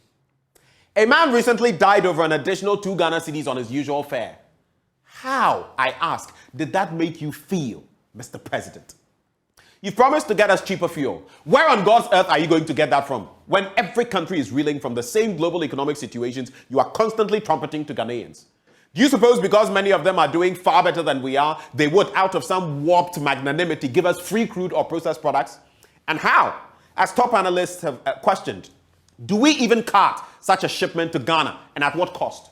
We know the 4 major companies around the world that do this and how difficult it is even for them to secure funding from banks to actualize this. And your team supposes, Mr. President, that if these options were available in truth, other countries wouldn't tap into them? Unless maybe you are getting Russian oil, which comes with its own horde of complications, or doing some quid pro quo, in which case some country could give us some marginal discounts on the back of some trade-offs. I respectfully suggest your team stop stickling its own self and laughing. It's simply not funny. Come to real life, Mr. President, and adopt real, practical solutions. This fuel price hike is not like Nancy and Akonnor are doing their things in their imaginary world. This problem, I must point out to you, is not some fairy tale. It is real, it is harsh, and it is biting. It is taking food off our tables and seeing many fall further down into poverty's grasp. We need tangible solutions, Mr. President, and less rhetoric, less talk, and more walk, just as Occupy Ghana told you recently. Anyway, regardless of where your government is getting cheaper fuel from, I would salute you if you secured that and if it brought a dramatic decrease to fuel prices. I'd sure be glad to have that, else at this rate, we would all be out of pocket before long. Why can we not, in the least, use the price stabilization levy for the purpose for which it was established and cushion the fuel burden of the heavily yoked Ghanaian? Why? This levy has yielded so much. In just the first 6 months of this year, and I'll be getting to the chart shortly, we got from it what we expected in the whole year, that is the entirety of 2022. Why then is the money not being put to use to cushion us? What are those sums being used for? I was in Togo just a week ago. The fuel price in Togo is around 10 Ghana cedis. If little Togo can do it, why can't we? Yes, they may be subsidizing their economy by $20 million every month. But if that will secure the people and save them from unnecessary stress, why not? Crude oil prices stood at around $96 per barrel in January. We complained in February and beyond when those prices soared. The price is now back to the January price range. Why then have our prices gone up so high and still are climbing? Mr. President, instead of flying private jets here and there, globetrotting at millions of cedis, can we adopt similar initiatives? Can we do same to mitigate the hardship being meted out to the ordinary Ghanaian? Can we? Can we be more empathetic? Can you be more empathetic to our suffering people? Fonya Singbe, whose economy is only a fraction of ours, is doing this. What are we doing? I made inquiries on a product 3 weeks ago. It was 416 Ghana cedis. I went to Spintex on Tuesday to get it, and I couldn't because it now sells for over 800 Ghana cedis, twice as much in just 3 weeks. I got some digestive biscuits, the type with chocolate in it. Something I do once every few months or so. On Wednesday, I bought it for 28 Ghana cedis. Now, someone saw me eating it and asked me to get her one. I went the following day to buy the same thing. The lady told me the new stock she got just that day when I bought it was now 35 Ghana cedis. I walked away sad. Even the prices of coffins are up, Mr. President. We cannot even dignify our dead anymore. Or maybe we should relocate the Bank of Ghana office at the Kwame Nkrumah interchange area to Ebri, because as we all know, sikam pedidi. You say we should go the way of import substitution. All well and good. But action, not dede, is what will get us there. I can bet my bottom dollar that come next year, we shall be back here lamenting how import of billions of these same products is still ongoing. Prove me wrong, Mr. President. I challenge you on behalf of all Ghanaians to do so. If you're able to execute, I'll be the first person to applaud you. Unfortunately, I'm not holding my breath. Because even after 6 years of 1D1F, what does your administration have to show? We import some $1 billion of tinned tomatoes, $800 million of rice, $600 million of flour, $400 million of poultry and meat, and the one that kills me, $100 million of toilet roll and tissue. What? I witnessed a spectacle on Wednesday, just around the Joy FM car park. It broke my heart. A very handsome young man in shorts and a t-shirt was passing by and speaking all to himself and throwing his hands about. I mean, that's not altogether strange in Ghana. But what he was saying was what got me. He kept repeating, they say fix the country, and you say waiting. He went on and on and on. Same line. I know not whether this gentleman was losing it, but he was definitely not in the right place mentally. Nana Addo Dankwa Akufo-Addo. According to the latest round of Afrobarometer surveys, 87.5%, almost 90% of Ghanaians think the country, Ghana, is headed in the wrong direction. Need I say more? Do you get our drift, Mr. President? Some will ask, but Mr. Journalist, where are your solutions? I will ask back, and from experience, are these misleaders willing to listen? In case they are, I'll proffer one for the president for gratis. Keeping Ken Ofori-Atta at post is not one of the solutions available to us in these turbulent economic times, Mr. President. The one who caused our economy to tank cannot, after years of missteps, take us anywhere. Presido, what's this sikam pedidi? I'm sure you also are aware, as Dr. Kwabena Dufo said only yesterday, that ekom and a man for yedidi. Ekom fita nedi yeng nanado. We are suffering. If our misleaders do not want didi, I suggest they placate the hoi polloi, the masses, because if not, people will soon start baying for you know what and calling for your heads. The masses, even majority MPs, are calling for the heads of the finance minister and the other one at the presidency, Edu Boahen. Some others have called for the president himself to resign. Let us not let this unfortunate economic situation linger on too long till people lose it completely. That will do no one any good. Chrome, shit, Mr. President. Act. This is no time for dilly-dallying. You've already done enough of that. This is not time for campaigning. You've done enough of that too. Plus, we aren't even in an election year. This is the time to be a leader, a real leader. So I bid you, Mr. President, to get out of your favorite armchair, which you carry around with you wherever you go, and act. Now, boys and girls, before I wrap, let's take a look at this. Import costs, like I broke down for you, $10 billion plus every year. The total cost, insurance, and freight value of categorized items imported into Ghana annually amounts to that. Do you see what we could do with this? If we had a third of this, wouldn't be going to the IMF. Look at fuel price increments from around 6 cedis, 80 pesos. Look at where we are now. Look at where we are now. Look at petrol in January, 6 cedis, 80 pesos. Look at where it is now. 17 cedis, 99 pesos, 18. Diesel, same. Look at where it is. 23 cedis, 49 pesos. Who can survive? Diesel has shot up by 260%, petrol by 160%. Now, I spoke about the price stabilization levy. The ESLA Act, that is Section 5.2, requires that money collected in the price stabilization and recovery levy shall be used as a buffer for under-recoveries in the petroleum sector, to stabilize petroleum prices for consumers, and to subsidize premix and residual fuel oil. We've taken the subsidies of RFO, mind you. Look at the price stabilization and recovery levy revenue targets for 2022. Our target, 816 million for the year. Now, the provisional amount realized for quarters 1 and 2, that is 6 months of the year alone, is this. So what are we doing with the money? Where is the money? Now, look at the cushioning elsewhere in Africa. Togo, the government is spending $20 million a month to cap prices of basic goods such as wheat, corn, and fuel in order to cushion consumers. What are we doing in Ghana? In Tanzania, the government announced in May that it would provide a subsidy of 100 billion shillings to reduce fuel prices in the country. Tanzania has since then witnessed a reduction in fuel prices for 3 consecutive months. Is this beyond us? Is it? I have to go and fill my car tank or manage with what I have. Mr. President, I am not amused. And other Ghanaians aren't amused either. My name is Benjamin Akakpo. I speak for the ordinary people. I give a voice to the voiceless. These are my blunt thoughts shared with you, Mr. President, and all Ghanaians. Hot, raw, and edited, undiluted. God richly bless Ghana, our motherland, and make her great and strong.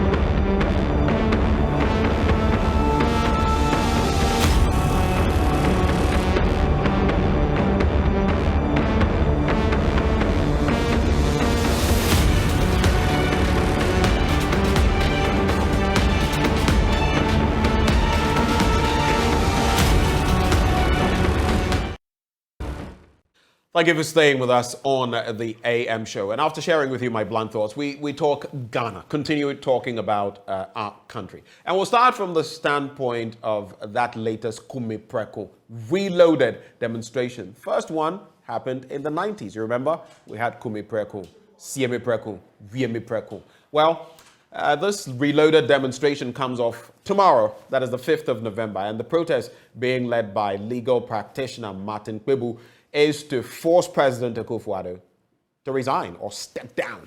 Today on the show, we'll be speaking to the Economic Fighters League, one of the pressure groups joining this demonstration. We'll also speak to the person who is organizing it, Martin Kpebu. But on phone, we're joined by Ni Ayi. He is national spokesperson for the Economic Fighters League. Mr. Ayi, a very good morning to you. Thank you for joining us on the AM show. Greetings, bro. I want you to paint a picture for me. When you look at our current economic dispensation, when you look at fuel prices and the inflationary rate, the exchange rate, everything in between, what do you see? For which reason the temperature has got so hot that we must let go of our president? Yes. First off, greetings to all your listeners, particularly the youth of Ghana, and to yourself. Well, the issue. I'd appreciate it if you could speak up a bit. Is it better now? Somewhat better. Okay, right. I think it's from the line because your side is a little faint as well. I thought it was. But is it better this way? It's better. Maybe I'll ask for an increment of the sound in the studio and maybe we can deal with it from there. But you go ahead. Sure. Right. So the issues are quite simple. We held off our actions anticipating the speech of the president last Sunday.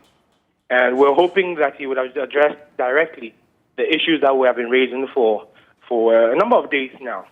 But if we should analyze critically the speech the president gave us just this past Sunday, it clearly shows that there's no direct or immediate government intervention between now and next year, May.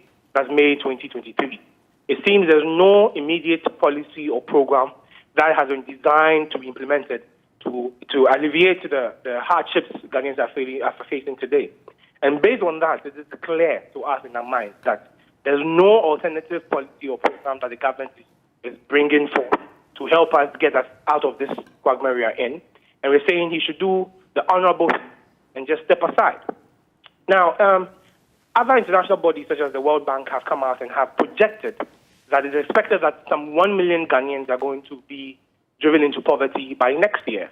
Now, this comes on the back of the Institute for Statistical, Social and Economic Research report that was the Ghana Living Standard Survey 7. And they state in there that 9.2 million Ghanaians could not afford 5 Ghana cedis worth of food at that time. 9.2 million Ghanaians, that is nearly 1/3 of our population could not afford 5 Ghana cedis worth of food a day back in 2020. Now, my brother, you would agree with me that between 2020 and today, things have gone up astronomically. The cost of living has gone to the roof. Things are very expensive today, which means that if you are having people live on less than $1 a day, and you're talking about 9.2 million people, and the World Bank is projected that 1 more million people are going to be added to that number, then you know the future is looking very scary. And we're saying to the president and his administration that if you do not have any policies or any program to make things better within the shortest possible time, then you should do the honorable thing as other leaders in other advanced democracies have done. Recently, we saw in UK, we've had 2 prime ministers in the space of 2 years, or even less. And their reason is that they felt they were not... 4 months, my brother, 4 months. Say again? 4 months. I was just being charitable with the numbers. Yes, but thank you for the correction there. Yeah. So it's not a shameful exercise. It's just an honorable thing to do. When you realize you have been overwhelmed by your task and your mandate, what you have to do is to step aside and let more competent hands handle the affairs. But I'm anticipating your next question, which would be, are we asking just the president to go or all his other appointees and all of those? It is not just for the president and his party members. That should be on the record. That when we're dealing with the president's administration, we're dealing with not just the executive, but then the legislature, as well as the judiciary, all his appointees in there. Now, if I want to specify on the legislature, parliament. In the history of the Ghanaian politics, we have a hung parliament where we have equal number seats for both parties. And of course, we have just 2 parties in parliament today, the MPP and the NDC. Interestingly, these are the 2 parties that have been leading Ghana since the onset of the 4th Republic in 1932. Now, Article 181, even before I come to Article 181, we saw a few weeks ago, members of parliament came out demanding the resignation of the finance minister. Am I correct? Yes, majority MPs. Exactly. Now, their charge against the finance minister was that he has recklessly borrowed and has driven the economy of Ghana aground, and that he needs to step aside. Is that not correct? Hello? Go ahead, Niai. Yes, okay, right. So, Article 181 of the Constitution states clearly, in no uncertain terms, that no government, and apparently, that no government can borrow any money without the approval of a majority number of members of parliament. That is clearly stated in Article 181, which means the finance minister, by his own authority, has no power to borrow any money in the name of government anywhere except by approval by the majority number of people in parliament. If that is the case, why then is the parliament turning around and playing that charade, behaving as if they are not aware of the actions of the finance minister, and that it came to them as a shock and surprise that all these things have gone on in the last 6 years. It's an interesting point you make. I just want you to quickly, in some 30 seconds, address this for me. What exactly made you to join the demonstration then as the Economic Fighters League? Is it just because of what is happening? And to add to that, you say it's not just restricted to the president and maybe those around him. You want his appointees in the judiciary and all of that to be sacked as well. Is that realistic? That would be a point we would have to discover in the coming days, because if Ghana claims to be a democracy, and one of the tenets of democracy is that it is ruling or governance by mandated, by mandates given to those people by the people. If indeed it's a democracy, we are testing the principles of democracy here, that if the people do not want any government administration, they have the power to remove and to reappoint as they see fit. So if this is a democracy that we claim to be practicing, then yes, we want to test those principles of democracy. And that's why we are pushing for this action. Of course, you might argue that's unprecedented, of course. But then we've gotten to a point where we feel we are politically mature.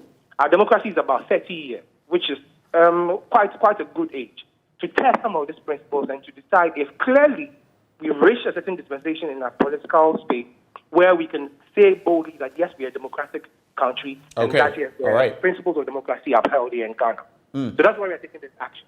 Right. Nia, you hold for me. Let me bring in Martin Kwebu, legal practitioner and the convener, if you like, of this Kume Preko Reloaded demonstration. Mr. Kwebu, a very good morning. Yeah, Good morning, Mr. Akakpo. Good morning. Great. Good to have you.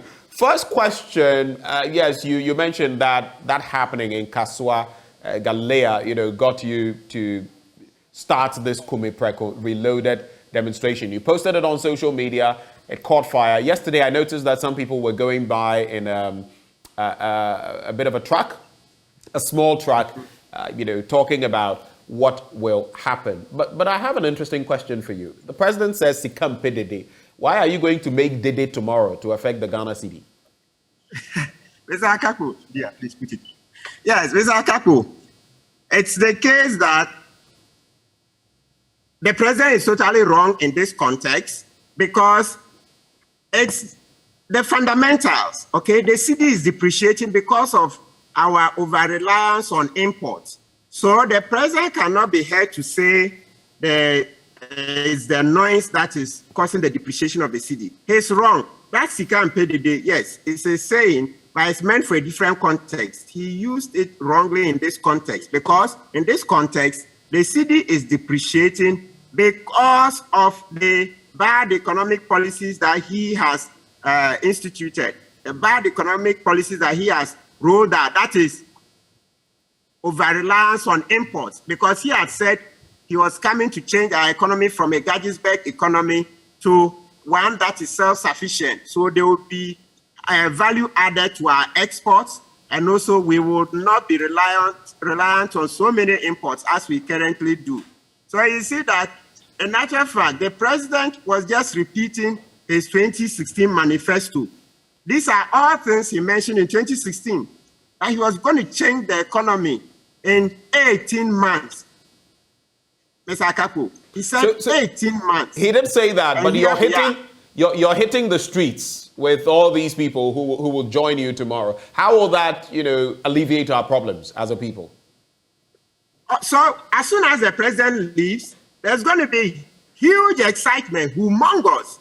That excitement in itself is going to be said that it will have a contagion effect. Number one, the international community is going to give us better reception. So number one, you have issues like some of the loans that we want to get, they would be in a position to let go the interest payment. Trust me, you see that we are paying so much. This year alone, we are paying over $1 billion by way of interest. With a new government, the new government can negotiate to be able to get some of this interest off, to be able to restructure some of these debts. And also, generally, once you have new management in place, it brings other positive feelings and other positive effects. So tell me, Mr. Kpebu, you want the captain at the wheel to be sacked, and likely, I'm sure, his assistant as well, the vice president and others. I've heard Niai say that it should even extend to his appointees in the judiciary. When they go, who takes over? I mean, what is your plan? If they both say, okay, we're leaving you Ghanaians, we've decided to move on, we can't have a constitutional gap. You know that. What happens? Yeah, so Mr. Akakpo, by Article 60, Clause 13, the Speaker is required to take over for just 3 months. 3 months. And within that 3 months, fresh elections must be organized. So we are going to have early elections. And that's what our Constitution has envisaged for us. So it means that the EC will roll out the electoral timetable, and within 3 months we'll be done. Then we'll have a properly elected president in charge. You say, and Mr. Akakpo, yes, there was this other side. When we have a new president, he will see that he can take off some of the taxes on the petroleum products, okay? Yes, e-levy, and there are other innovative things they can do to cushion us. This morning, you see, you carried on Joy FM the efforts being made by the Togolese government. The Togolese government is helping directly price caps so that the government pays about 20 million a month for the citizenry to be able to have prices at a reasonable rate. So the prices are reasonable because the government is subsidizing with at least 20 million a month. And then you mentioned other countries. So it tells you that President Akufo-Addo can't think outside the box. And that's how come he has to go. He has overstayed his welcome.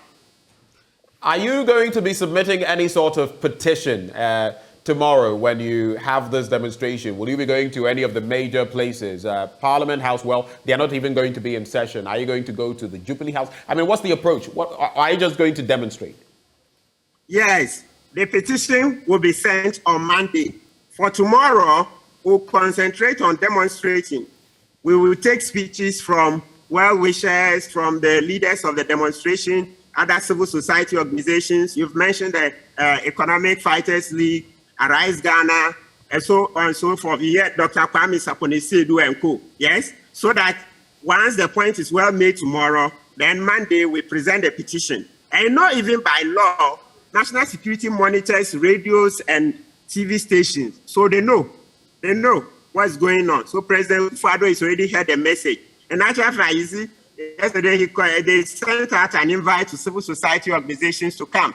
A coalition to which I belong was invited yesterday in a panic reaction to come and meet him this evening. So it means that the president is listening and he's looking for a PR stunt to take away something from the demonstration. But that won't wash. So we have to turn up. People of Ghana, please, please, please, please, please, please turn up. When you turn up, you will see the numbers. I don't know if you've discussed the research done by the Global Info Analytics already. Yes, we have. It says that 54%, you have. Okay, so just repeat one sentence on it. 54% of Ghanaians say President Akufo-Addo must resign. So that is a clarion call. So I didn't say it. I'm just a reflection of the society.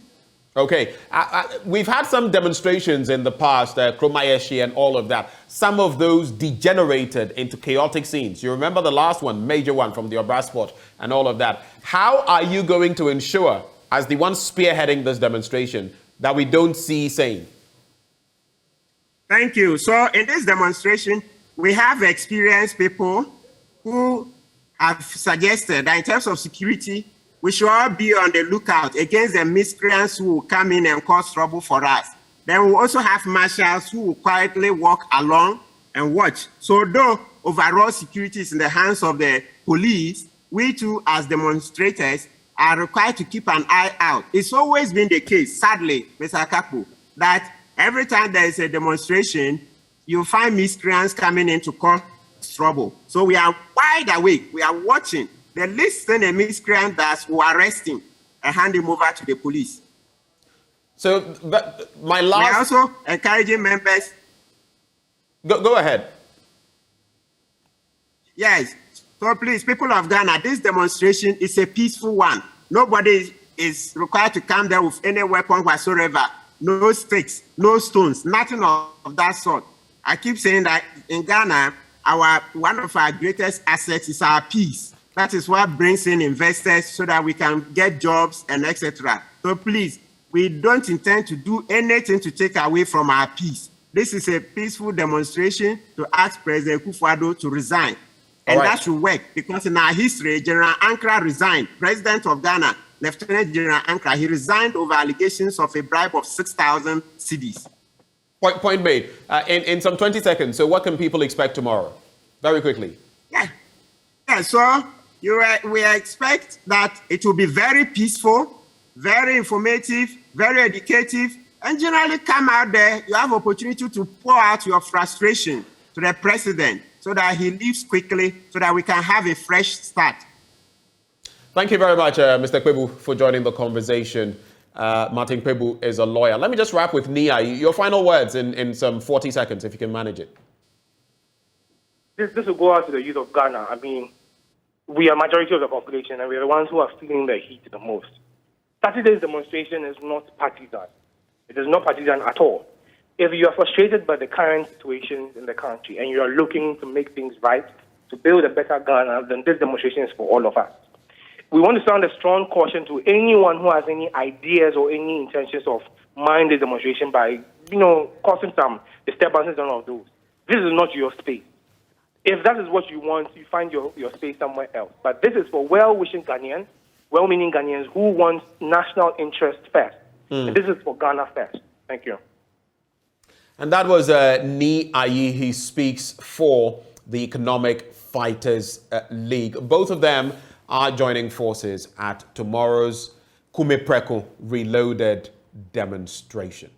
Well, on the back of that, we're heading towards the agricultural sector, and government says it will cart food from Western North, that region, to Accra to augment the food supply chain as a way of dealing with exorbitant food prices on the market. But we ask, what will be the modalities? How feasible is this initiative, and how sustainable can this be? Let's start off the conversation with this report. The Osu area of the Western North region is touted as a large-scale plantain growing community aside cocoa. After engaging the farmers on the tour, Sector Minister Osu Efriyi Akoto says the ministry will now be directly involved in the purchasing and supply to consumers and the special program aimed at price stabilization. If you say Mumubako Kasano, say free body free foam ediba say we also crano. A bedroom has another born abo whom you know.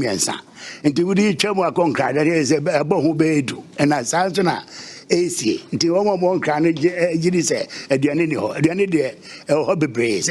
price of food in Accra is so high. One of you said the price of plantain from the farm gate to Sefioso here increases about threefold. How about when they are taken to Accra? That can increase by tenfold. So those in Accra think there is no food, but there is a lot of food around, as you know. We only have to ensure that we get the price reduced for the people in Accra. So the ministry from next week will transport food to the ministry to sell to the people there. Ministry of Food and Agriculture. No, I better now over who say, Western North for and they move feeding craft for them. The minister pledged government continuous support to deal with the issue. We can't be a befaswa, and so I'm a catcher. No, you better man a bemo, Namusmo Jumanesia Cosrono. May Shamobose, Yabeamam. All that you have told us about what the ministry can do to enhance your work, we will do it. I am promising you that we will do that for you. I want to applaud you for the incredible work you've done here in the Western North. Who say, Kuyayo region Hano, a Kosopa, a Kosora, me bomba basso, some Some of these food growers explained what more must be done to elevate food growing in the region.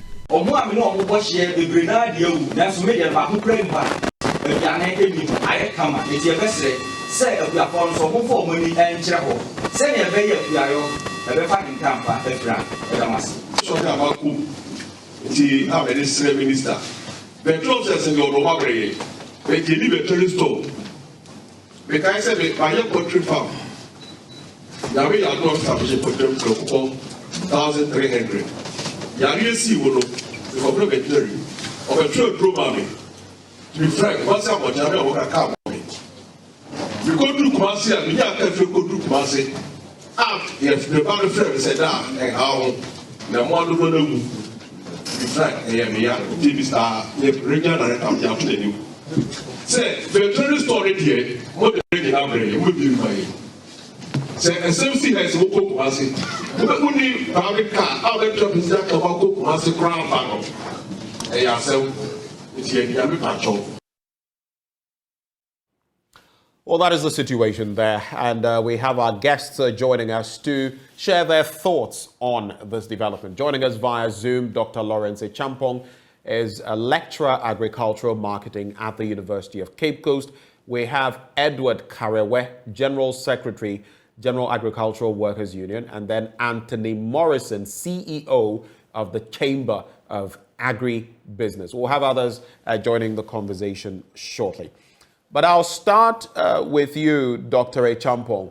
When you look at what has been proposed, what the Agri Ministry is saying it will do in the Western North region, let's look at the feasibilities. I don't know whether feasibility studies have been conducted. I don't know whether it's just about we have the food, let's cart it off to Accra.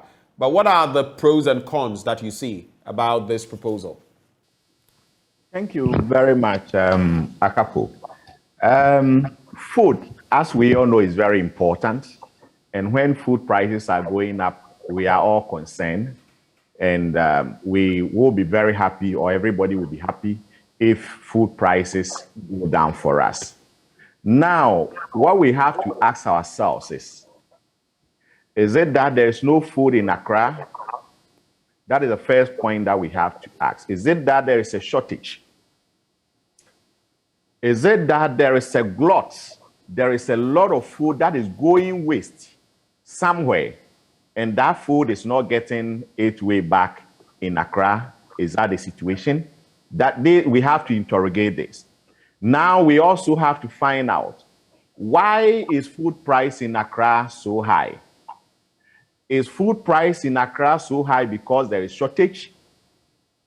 Or is food prices in Accra high because of cost? And the cost, we are looking at it from transportation and then also the cost of input.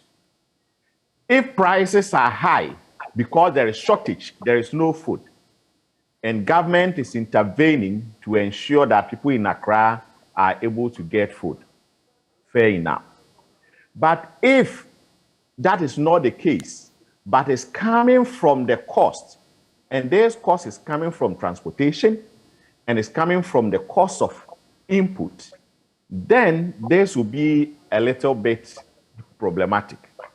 And as you rightly said, as we speak now, we don't really know the modalities that the minister is going to use, because he hasn't given us any kind of details into this.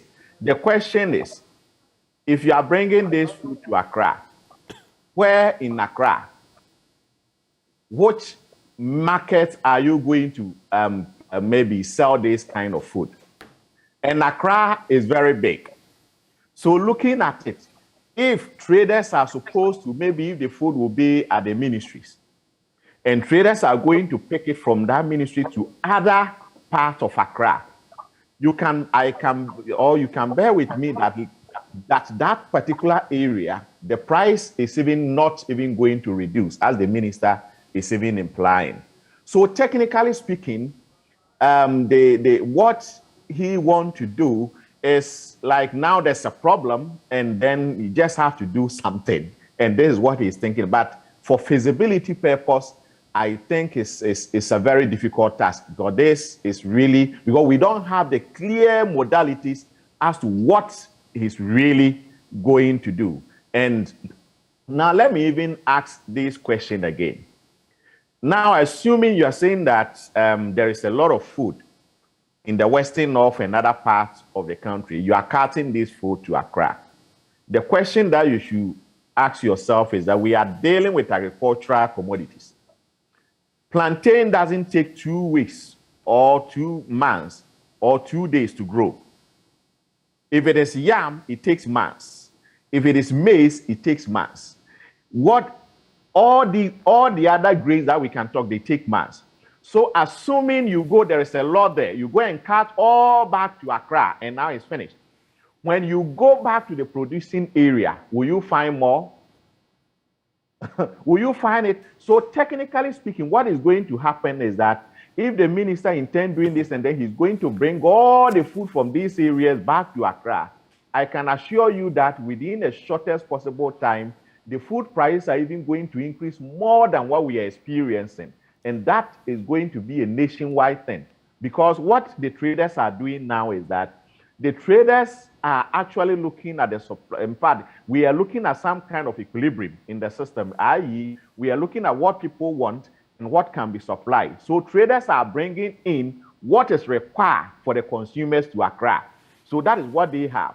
So if the minister goes in to bring more than what is needed to Accra, there will be more. And at the end of the day, yes, the price will go down. But later, when you go back to these producing areas to go and bring, you will not find anything over there. All right? So later, what will happen is that the price is also going to go high and high. So there's my probably my initial thought. So just to get this clearly, you think, or to get it clear, you think that this is a wrong move, basically? Technically speaking, it is. All right. Let me interact with Edward Karewe. Mr. Karewe, your initial thoughts, again, the pros and cons of this, because the reality is that, especially in the very urban areas, the cost of food is really high. If you go out there and buy anything, you would feel the pinch. I'm sure you are aware. Is this the solution, this proposal to cart food from the Western North region to Accra and maybe to other places? Is it the way to go?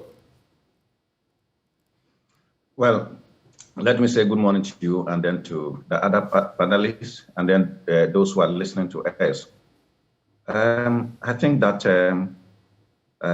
it's a wrong move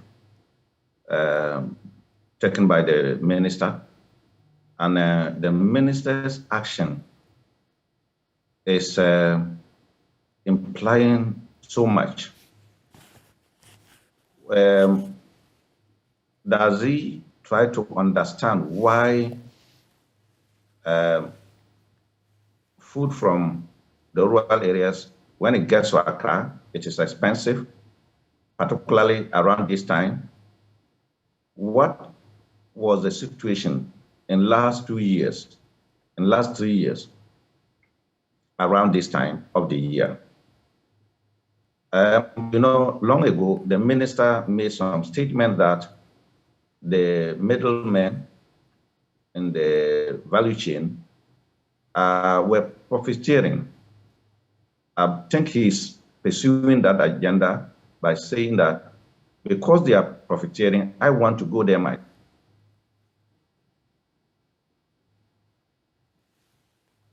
Hello, Mr. Karawe. I cut them off. But that is not true.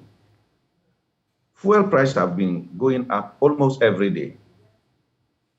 Is it because the minister uses free fuel? He does not know that fuel prices have been going up every day. The solution does not lie in what he's trying to do. The solution lies in making sure that we put in place systems that will facilitate the movement of foodstuffs from the rural area to the urban area. And one of the major obstacles is the fuel and then cost of the transportation. Is the minister also telling us that he's the minister for finance and he has got the resources to do this, because he's not telling us the budget? And we will not support any action of the minister which does not come with a budget for all of us to look at. And we have gotten to this point because we know our country is in dire crisis situation, and we are to rally behind the president to see how we can mitigate this crisis. So we also expect the president and government officials to be transparent. So gone are the days where these statements will be made, budget will be allocated, we don't know how much it is, and at the close of the day, they will come out with a certain quantum of expenditure, claiming that that was what was spent. We will not accept that anymore. So again, the minister should not behave as if the Ministry of Agriculture has now become a middleman. We know we have got the buffer stock company. If anything at all, you should give the money to the buffer stock company to also go and buy the food and bring to the urban areas. So the exercise, to start with, is not well thought through, but the minister still have the penchant to go on with it, even in the face of opposition. He will not accept any idea coming from anybody, and this, he's going to deepen our problems, and this is not the function of the Ministry of Agriculture. Thank you for those initial comments. Let me take same from Anthony Morrison. Same questions, the pros and cons of this entire development.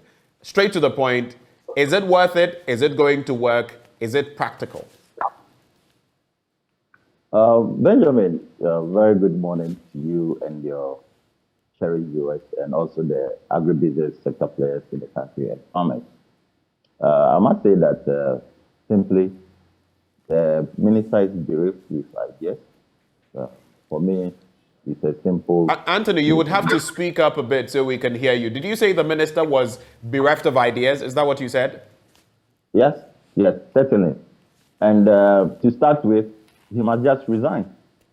I've been saying this for the past 2 years, that the minister lacks what it takes to run that ministry.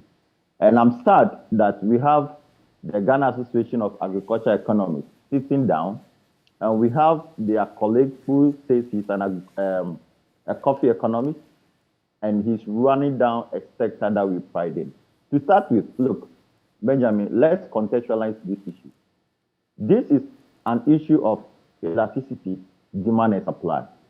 And it's as simple as that.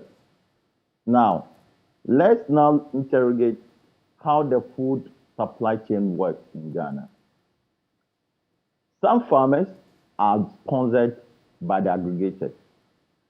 Some farmers are sponsored by the queen mothers, the market queens. Some farmers are sponsored by the transporters. Okay, when they get there, they take their money with them, a lot of money with them, with their small cars. They move from farm gate to farm gate and pay for what is there. So they have a truck that loads 10 bags, 20 bags to the next point and aggregates all this food.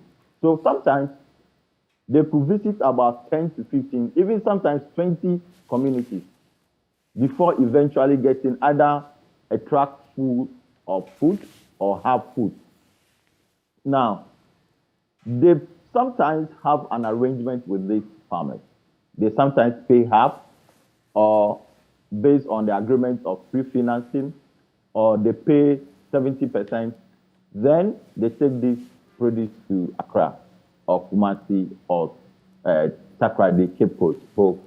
Now, when they get there, there'll be some losses, okay? And all these are calculated, and the aggregator reimburses the farmer, or sometimes the farmer tops up with additional fresh food. So when this happens, you realize that there are a number of activities, sometimes based on personal affiliations, sometimes based on pure business scenarios, and sometimes based on the transporter market queen relationship. In most cases, some of the market queens don't even move. They only send the transporter, and they have people on the ground who they send the money to. And these people aggregate it, so the transporter moves from one community to another and picks these things. You know, what the minister is trying to do is to create chaos, is to create disturbance, is to create violence in our market centers. When this produce comes to Accra, which market are they going to sell them? Is the minister going to give this food to the market queens to sell when they have already made arrangements for their own food stuff? Is the minister telling me that they are going to mitigate prices by buying this and selling and partaking in the industry where it is meant for the private sector? The ministry and the minister is step-siding their mandate. Their mandate is to design agriculture sector policy and oversee its implementation, not to implement. They are not an implementary body. The implementary body is the Department of Agriculture at the local government sector. And we do have the regional coordinating MOFA directors that coordinate the activities at the regional level with regards to project implementation. So that tells you that the minister actually does not understand what it takes to run or to effectively run agriculture in Ghana. If you cannot easily understand your mandate, that is the starting point. And you see, what we've gotten to is the fact that the minister actually, either he's refusing to accept his failure, he's refusing to undertake a very good analytical situation of why food prices are going up. Look, Benjamin, as we speak, the cost of seeds, vegetable seeds, and others have gone up. And don't forget that for vegetables, we import more than 90% of all the vegetable seeds in the country. They have gone up by 3 times. The cost of fertilizers have gone up almost by 3 times. The cost of buying glyphosate that used to be sold 15, 18 cedis is now being sold 70 Ghana cedis. Okay? The cost of farm management. Right. Let me talk about even plowing. To plow. Now, it used to be 150, 120. Now, it's about 350, 400, depending on how close your farm is to the main road. So, the agri minister is failing to understand or to come to the realization that there are global logistical supply chains dysfunctioning and also lower productivity in terms of factories. For instance, China has been locked down for years now, 2 years. Production at major Chinese factories have come to about half or less than half. The same applies to Europe. For instance, Yara International were having challenges with energy in UK. They have to go into negotiation with the UK government. Okay, so there are a number of factors globally that is affecting food productivity. Okay. However, let me say this. However, the challenges we are having on the international scene, the external threats, are as a result of very weak agriculture infrastructure system we have in Ghana. If our system was strong, because the CADEP, the Comprehensive Africa Agriculture Development Program, that's rating for us every year. It says that Ghana's agriculture is not on track, but we are progressing. And I don't know if you are meant to go to Navrongo and you've taken. Okay. So Anthony, points made on that. Let me bring in Dr. Champong. I just want to find out from you: is it not true that the Western North could be the breadbasket of our country? In fact, based on their productivity levels when it comes to farm produce, the sector minister mentions that Seshivioso alone is producing so much. How can it not make sense for us to, if prices are escalating like this, to get the products from the gates, bring them to areas where there is a high pressure or high need for them, demand and supply, and then ensure that people here get them? I mean, what do we do to make this workable, so to speak? Dr. Champong? It appears we have a bit of a... hello, please unmute. I think I'm on now. Hello. Yes. You're on now. Please go ahead. Okay. Yeah, what I was saying is that initially I made a point that, is it that there is food shortage in Accra?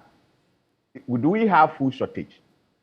Have we asked ourselves if the marketers in Accra, are they not going to Sevier also to bring food to Accra?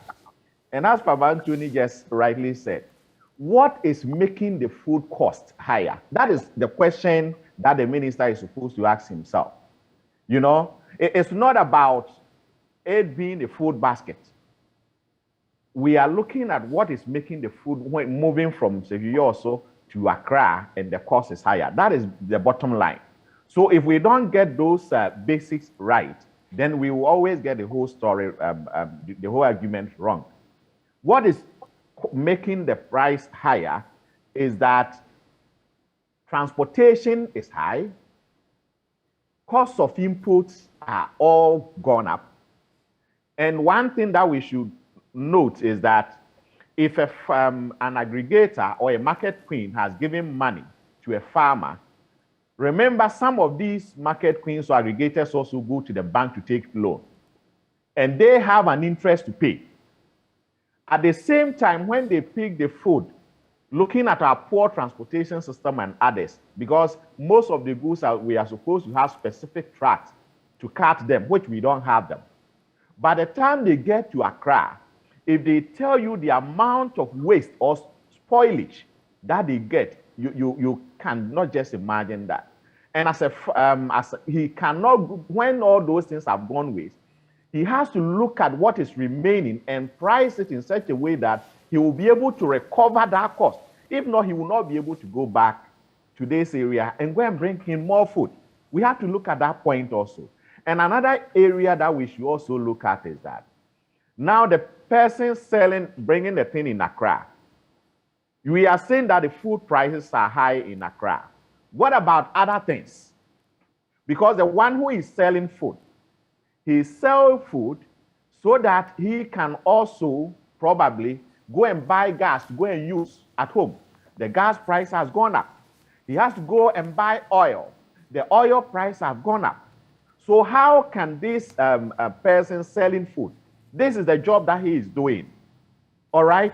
So if the transport companies or the transporters, they have increased their costs, he has also increased his cost so that he will be able to sell and make money to enjoy all these other services or other products. So it's not about the Western North being the food basket. The issue is that it is, but there are things that are fundamental things that are driving the cost up. And that is where we have to tackle. And the point is, cost of inputs are high. The exchange rate, as we all know, is affecting everything because of the exchange rate. That is why most of these, what we call the input that we are buying, the prices are going because they are all imported products. All right? So the prices are going up and up and up and up and up. So now is the minister saying that when he brings this product or when he goes to these areas, is he going to take into account the transportation charges and put it on the product, or government is going to take those costs so that when he brings the thing, he will reduce the cost so that government will bear that cost? If government is in the position to do that, then we should identify those who are already in the business and probably subsidize their business, probably the transportation and other things, pay some for them so that when they bring, probably they can also reduce the cost. But if not, and as for, yes, if we do not do that, and government decide that now he wants to take charge of business, in fact, I don't know how feasible even the whole thing is going to be. As I said initially, where are you bringing, when you come to Accra, where are you going to sell the food anyway in the first place? Where are you going to sell it? Are you going to all the small markets everywhere? Ministry of Food and Agriculture will go and sell over there to go and compete with those who are already selling in the market, or what is he going to do? And for how long will they be able to do that? So it's a no-go area, to be honest with you. The best thing that could have been done, as said by one of the panelists, is that you have the buffer stock company whose mandate is to take stock whenever there is excess in other areas. They take it and store so that whenever there is the need, they will release some into the market. In other words, these people who are in the market can get to this buffer stock and go and take this what they have over there and bring it to the market. But for the ministry itself to go in directly, go and buy from farmers, and as one of the panelists was in, just assuming that I have pre-financed a farmer's activity.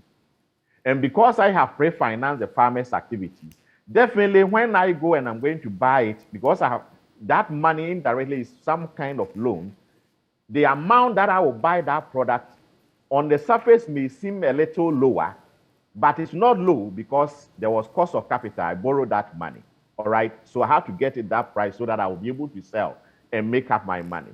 Now, if the minister comes in and probably he goes there and he's giving an amount that is a bit higher than what the market players, the aggregators and the market queens who had already given money to these farmers to produce, if you are going in there to go and buy from them, is there not going to be a confusion in the whole system that the person will feel, okay, then let me sell to the ministry, I will not sell to you. Meanwhile, this is the person who pre-financed. So in other words, it will create price distortions in the system. Seriously, there will be a lot of price distortion. There will be a lot of confusion in the system. Okay. And I cannot just imagine it. It's a no-go area as far as I'm concerned, that the minister should rethink about it. And I was thinking that to something of this sort, probably he would have engaged the players. The Chamber of Agribusiness is there.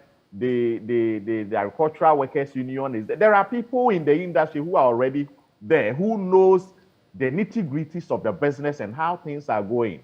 So there should have been a proper engagement with these stakeholders. But you don't just go in there, you go and then you see that there is plantain. Oh, okay, there is a lot of food over here. Why? And you ask the price and you think it's cheap. So let me come and buy it and go and sell it in Accra. That is a kind of a knee-jerk reaction, and it doesn't work. Okay, so let me bring in Edward Karewe. Dr. Champon says it's a knee-jerk reaction, it will not work, it will create price distortions, and he says, in fact, it's a no-go area. Is there any positive to this? Because I don't think it can be all negative. Is there any positive to this, and how can we re-strategize and operationalize it? Well, there are many things that do not have two sides to it. It's not everything that has got two sides. In this particular case, there's no positive thing about it. And for me, I don't even think that it will create price distortion. How much are they going to bring to come and dilute the market to create the price distortion?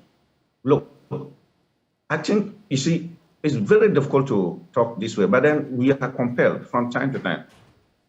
The mere fact that the minister has conceived this idea, I mean, it goes a long way to see that he just doesn't understand the ministry itself, the ministry that he's working in. And in that respect, I mean, he's still insistent that you go ahead with it. Look, we must stop anybody who is attempting to create waste. Who is attempting to create financial loss to all of us. Look, the minister is dependent on taxpayers to do whatever he's doing. But he's behaving as if it is his own business and he can do whatever he wants to do. It is not. The exercise, you are talking about Western North. Is that the only region? Is the exercise going to be a national one? And if national one, is it going to be 1 week? Is it going to be 1 month? Or how long is the exercise going to take place? Not to talk about the other, challenges that my colleagues have already mentioned.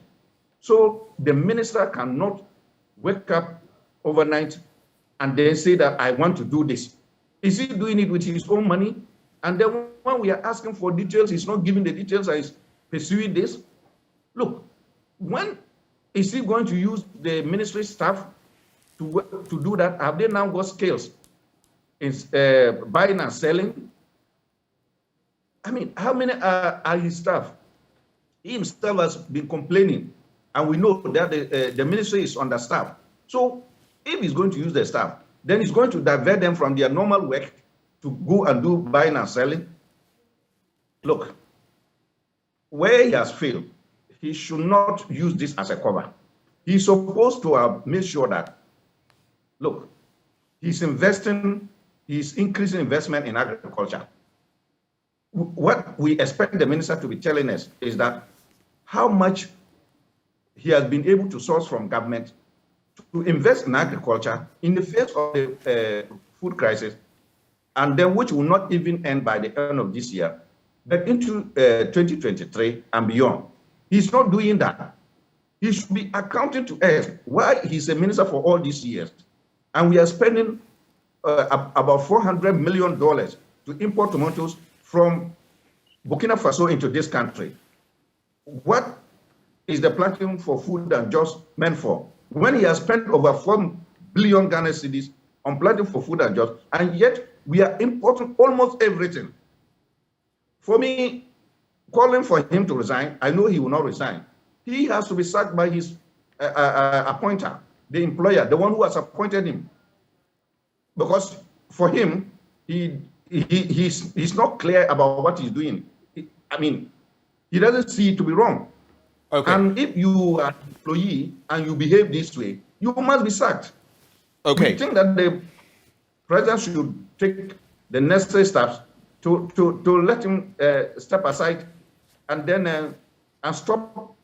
Otherwise, he's going to plunge this country into serious waste.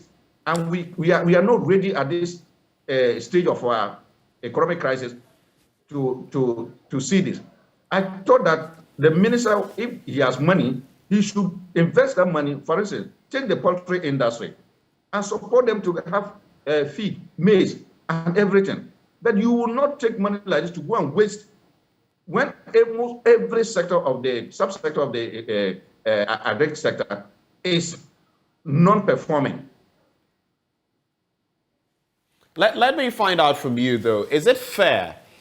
Is it fair to say that he's not investing in agriculture and all of that? We know that he himself has had cause to come out and complain about the banks not putting enough into agriculture. Maybe it also is the public sector or government crowding out businesses. But we know that a lot of these banks now are not lending to the agricultural sector. In fact, just about 3-4% of their loans are going into this sector, and even of that, about 90% goes into the cocoa, producers or buying companies. So, is it fair then when we say that there are not enough investments in agriculture? The agricultural ministry has its budget. Beyond that, practically, what can be done? Well, Benjamin, I think that's for me, right? You think that is? Hello, Benjamin. Is that for me? Yeah, it's for you, Mr. Karewe. Oh, yeah. Okay. I think I've made. I mean, we don't need to go far to find the solutions. We just do not need to go far, and the solutions are just here. And our record is also there to show that we have not done well. And it is time for us to rethink. I don't know why it's not coming. Can you ensure that we do not languish and waste in the current system. And it has to take. It's unfortunate that we just cannot. Where we have gotten to, there is no future for agriculture in Ghana, with the minister continue to be in office. That one, each day he stays in office, we have more crisis for agriculture. So, all right, not move on, so long as he continues to be in office. And the minister or the Ministry of Agriculture and government has not been able to tell us that, given that we are having crisis today, what will be the situation in 2023? From January to date, the ministry has, first and foremost, reduced the subsidy on fertilizer from 36% as of 2021 to 15%. Apart from that, the total volume of fertilizer that was supported under the subsidy last year, that is 2021, less than a quarter of it is being supported this year. We want the minister to be telling us the figures where we are. But does it mean to tell us that this idea of buying food from the rural areas to Accra was part of his thinking at the beginning of the year? I mean, there's too much, what will I say, in labor language, too much misconduct. Okay. Let me just hold it there and bring in Dr. Charles Nyaba, CEO of the Peasant Farmers Association of Ghana. Dr. Nyaba, thank you for joining the conversation. I always do this because I want to be sure at least you can hear me before I proceed with my question. Yeah, I can hear you. I can hear you. And, great. I heard what my brother Edway was talking about. Right. So for you, what's the bottom line when it comes to this project to get food from the Western North, go to the rural areas, get food, bring them to the urban areas? Is it feasible? If not, why? Okay, thanks so much. Let me say good morning to my colleagues, Edway Karewe, Anthony Morrison, and then Lawrence. Me, personally, when I heard the news, I didn't want to take it serious. I don't think the minister actually meant it, okay? I said this because, there was a similar proposal some 3 months ago that the ministry was providing transport to go to the rural areas and bring food to the urban centers, which never happened. You see, if you look at the agri sector, we operate in chains. So when you take every commodity, if you take rice, for instance, we have the rice value chain, and each actor in the chain has a role to play. So once you take the Ministry of Food and Agri, they are responsible for policy regulations, they are responsible to ensure monitoring, they are responsible for training farmers on agronomic practices. Now you go to the production, where we have farmers who do the main production. You go to mechanization services, we have people who also provide tractor services. We have others who provide fertilizer and inputs. Then we have middle women and men who also ensure that they aggregate whatever is produced from the farmers to the nearest market to ensure food is properly distributed. Now, along all these chains, there are risks and there are investments that people make. So for the ministry to suggest that they are now coming to take the role of a middleman or a middle woman, I don't think is the right thing, and I don't even think they are going to be able to do it. Because the assumption that is made is as if food in the rural areas are so cheap, and it is middle women or men who are making it expensive in the urban areas. Look, I just returned from a monitoring visit, and I can give you the prices at the farm gate level. And you realize that these middle men and women that we are thinking that are making so much are not really making that much. When you go to Yaba, Fumbisi area, where we used to sell rice, the size 5, buy 2, get 1 free in 2019 for 250 Ghana cedis. You go there today, the same size 5 is going for 520 Ghana cedis. When you go to northern region, Kumbungu, Gushegu, Nasia areas, the 100 kg of the paddy rice, which we used to sell for 100 Ghana cedis today, is going for 260 Ghana cedis. When you take maize, the price of maize in Techiman, which is supposed to be the bumper season in that area, 130 kilo is going for 400 and 430 Ghana cedis. In Tumu and Dapiama areas, the same 100 kg is going for 300 Ghana cedis. And this is supposed to be the bumper season. So tell me, the price in Accra, how much has a middle woman or a middle man added, considering that transport cost to take a 100 kg back of Tumu to Accra is now going for 50 Ghana cedis, when it used to be around 20 Ghana cedis. Okay? So these middle women are playing a crucial role, and the market is open. So there's competition. So for anybody to think that one person will be able to influence the market by making supernormal profit, I don't think that is the case. So that's where I think that the ministry has even got it wrong. How then can we in any way sanitize this? Is there any way of making it practicable? Is there any way of, because look, we have a food security challenge. We're being told now that more and more people are falling into the poverty bracket, the poverty net. The World Bank is telling us some 1 more million people could fall into that gap. It means that food security is becoming problematic. How then, if all of you are saying that the Agri Minister is getting it wrong, how can we sanitize this, make it better, and apply it on a national level? You know, if you remember, at the beginning of the season, we gave a series of recommendations which were ignored. This is not a time for us to be able to reverse the situation. Okay? At our cost of production, I think I did this analysis. In 2021, a crop budget for maize, if I say crop budget, I talk about the cost of producing maize until you put it in a bag, was meant for 1,900 Ghana cedis to produce 1 acre of maize. Today, to produce the same 1 acre of maize, we were spending 4,900 Ghana cedis. Okay, this is due to increase in the cost of fertilizer, increase in cost of agrochemicals, increase in mechanization services, increase in cost of harvesting.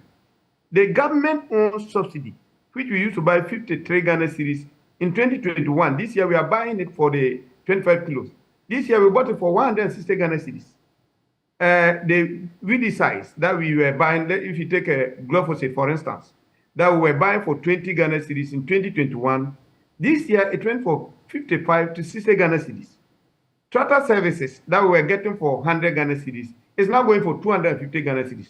So when you put all these factors together, you realize that the minister is not even fair to farmers. To be thinking that farmers will be able, with all these challenges, to sell it at a lower cost for consumers to be able to buy. Now, we need to also understand that it's not only the domestic production. Let's look at what is imported and compare to the domestic production.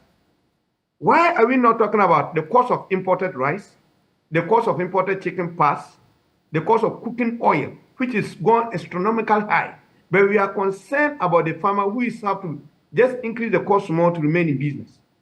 So to me, I think the minister, fine, we've been talking. So we would have expected that at least core stakeholder engagement for all of us to brainstorm and find a solution to that. But for now, the solution I can only provide will be mid-term. But for the short run, we have to bear with the high cost of food, local food in the market, because there's nothing we can do. This is the bumper harvest. We are now getting to the lean season, and the prices are going to escalate.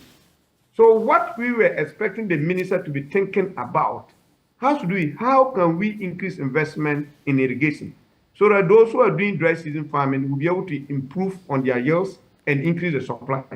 How can we support the farmers who are currently suffering to get combined harvesters to harvest their rice and then support them to bring it to the nearest marketplaces for these middlewomen to be able to convey them to the cities?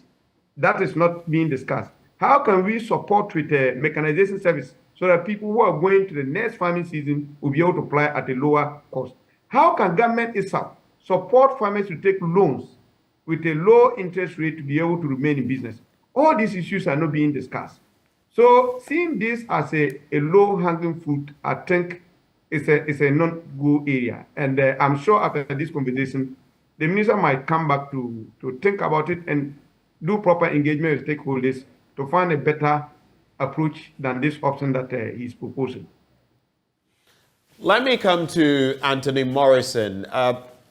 Again, I would like to find out from you what aspects of this we can pick moving forward. Yes, there's been talk about the season we're in, the cost of food and all of that. What aspects we can pick and improve? The Agric Minister may have, so to speak, from all you've said, erred in this proposition.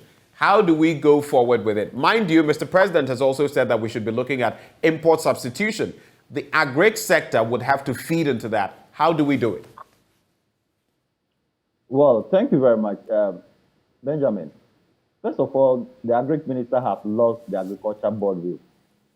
So the best thing for him now, for the industry, is for him to resign so that we can have some confidence in the sector, so that those who are interested and have what it takes to invest in the sector will bring their money on board. Let me start with this, that, look, the cedi has depreciated more than 60%. So it tells you that fundamentally our economy is very weak. Food inflation, according to the World Bank and according to the statistical services, is 130%. I mean, 122, 130%. And food contributes almost about 40% to Ghana's inflation.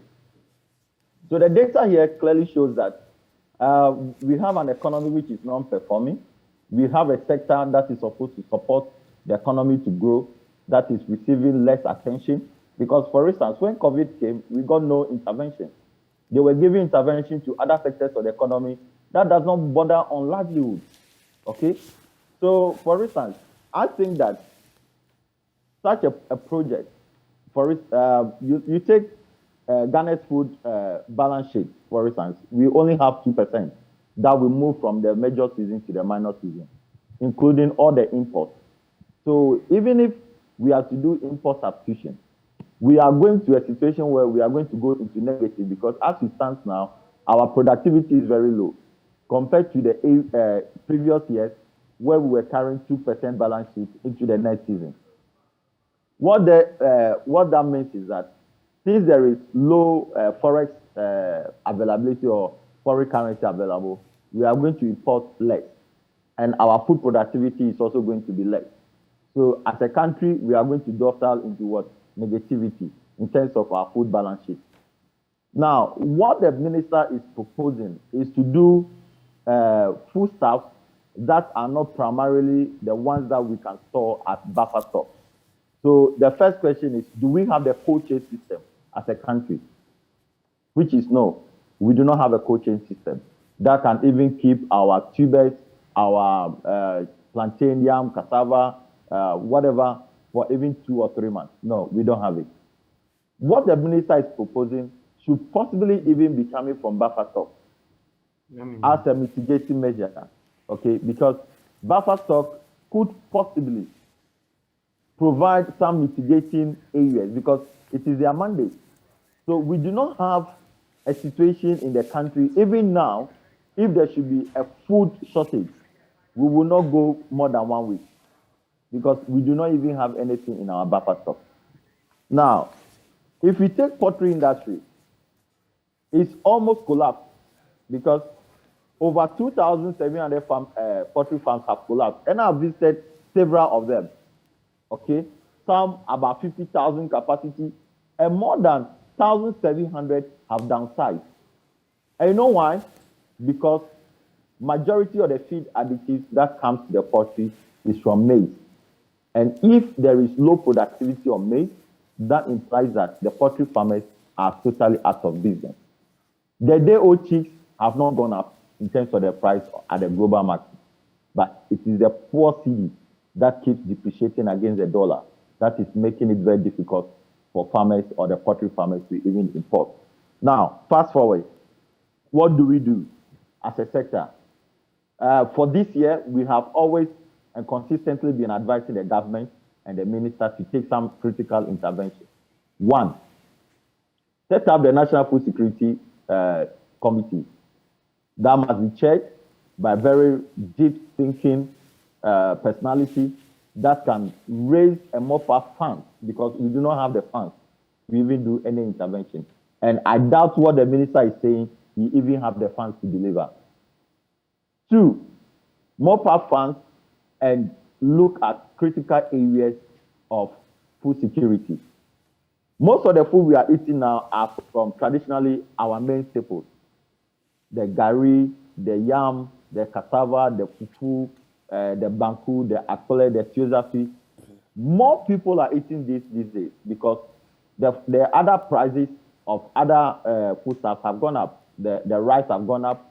Wheat, have you checked the price of wheat bread lately? It has gone up by more than 300%. So you need to provide an intervention that is critical. For instance, we have asked government to look at, can we set up one commercial farm or at least 2 commercial farms in each region, making it a food security commercial farm. So they supply directly to the buffer stock. They don't supply to the market. They supply directly to the buffer stock.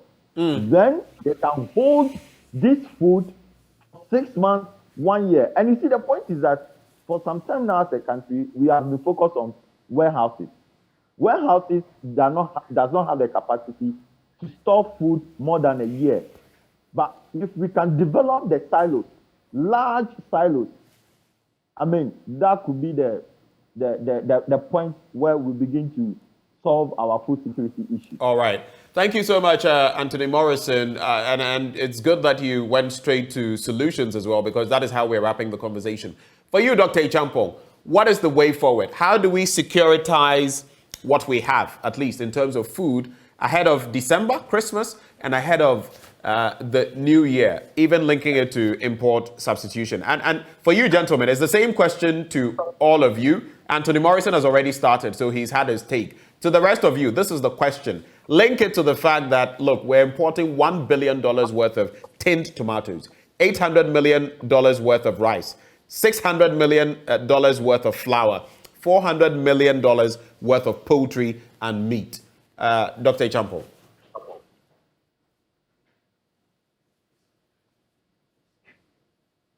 I think if we want to solve our food security problem without a well-resourced commercial farms, we are joking. For me, that is the whole idea. So you agree with Farmer Morrison, Anthony Morrison? Exactly. So, yes. But my solution is that is not to say we should take the small holders away. But what I am proposing is that have a very huge commercial farmer, maybe a number of them in each region, as a hub that will link with all the small-scale farmers, so that that large-scale farmer will coordinate the activities of all these small-scale farmers, so that when they produce, the hub will take this, and probably the market, all those people who are going to buy and the others will go there. Or in other words, this hub will also end up selling to the buffer stock company, so that at every point in time we will have enough at this place. If we are able to do this, I think we will be able to solve our problem. And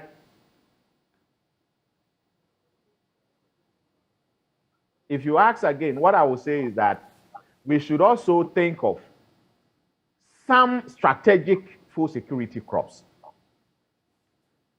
Now, like which ones? Like you already said, look at rice, the amount of money that we are spending. Meanwhile, we have the capacity throughout the country, go to the Upper East area, the rice valley around, I think, Sandama area. There is a huge rice valley in this place. Go to Volta region, there's a huge rice fields over there. Come to Ashanti region, the Aguna area, perfect. Everywhere in Ghana, you have this. Let's concentrate on this and develop our rice. Then maize, let's focus on maize production. Let's focus more on soya. Tomato and onions. Upper East, look at this. We have the land. The climate is good. Let's provide the irrigation facilities. Okay. And do it.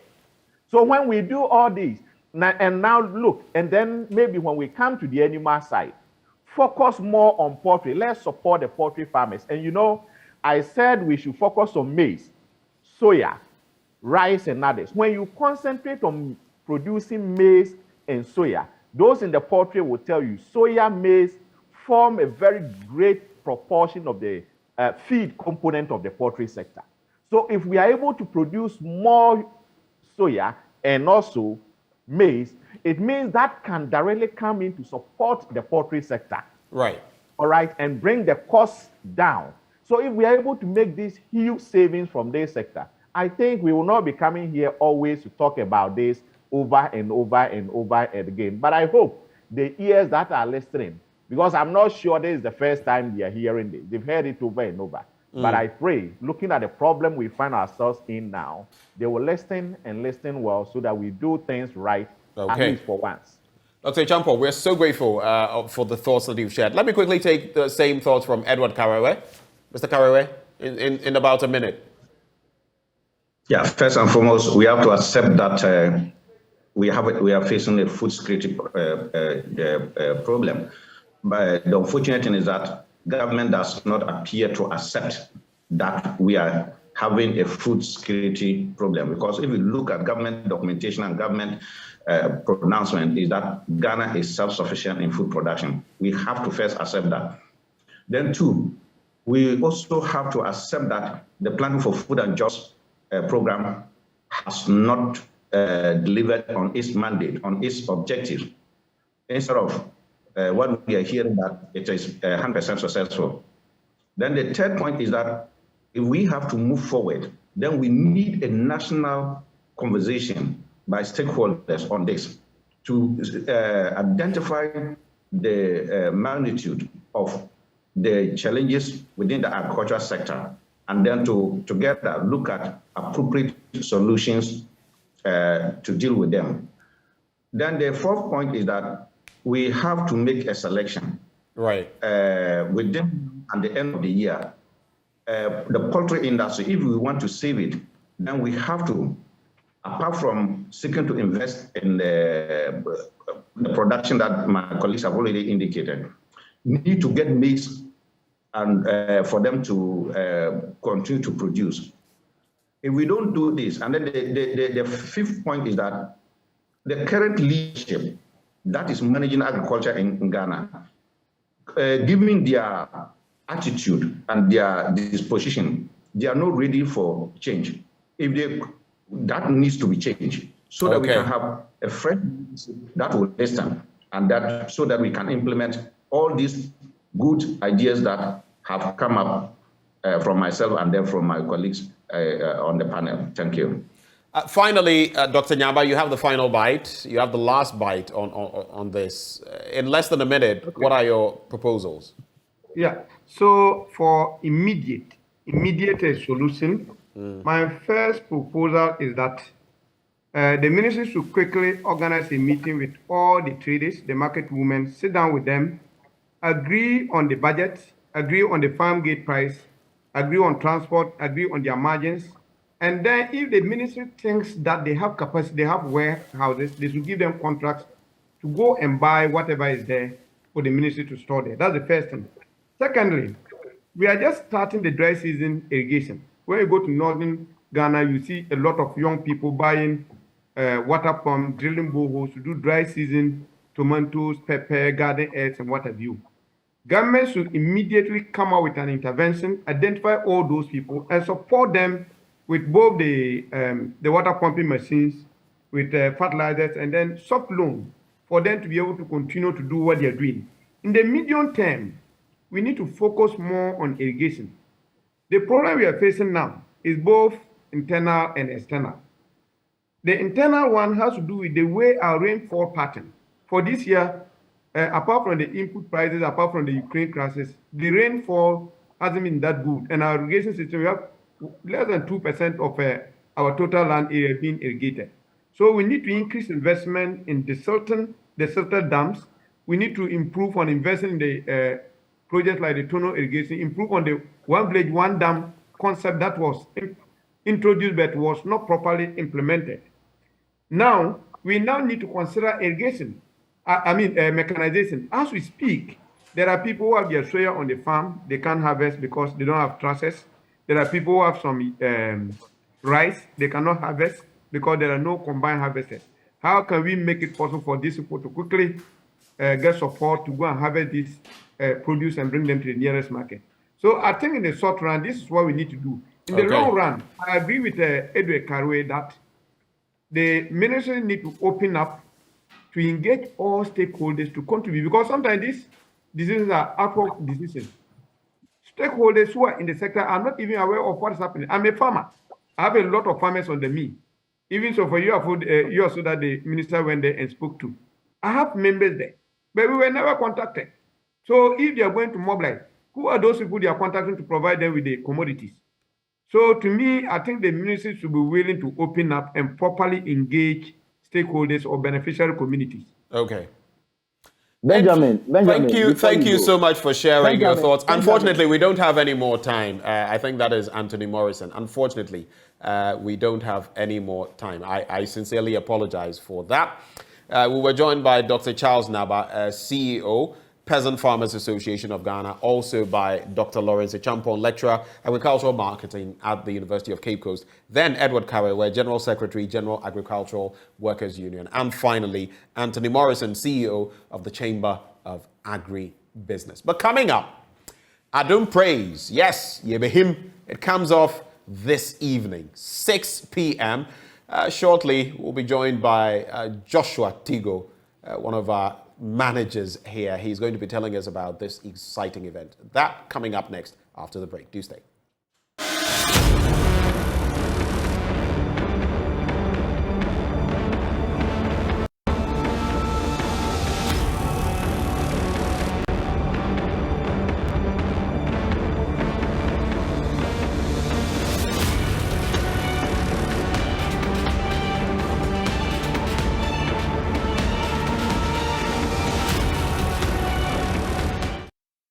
Welcome back on the AM show. Bibi Abba. It's Adom Praise 2022. And what a mouth-watering lineup we have awaiting you. Well, I'm joined in the studio by, we all call him Tigo.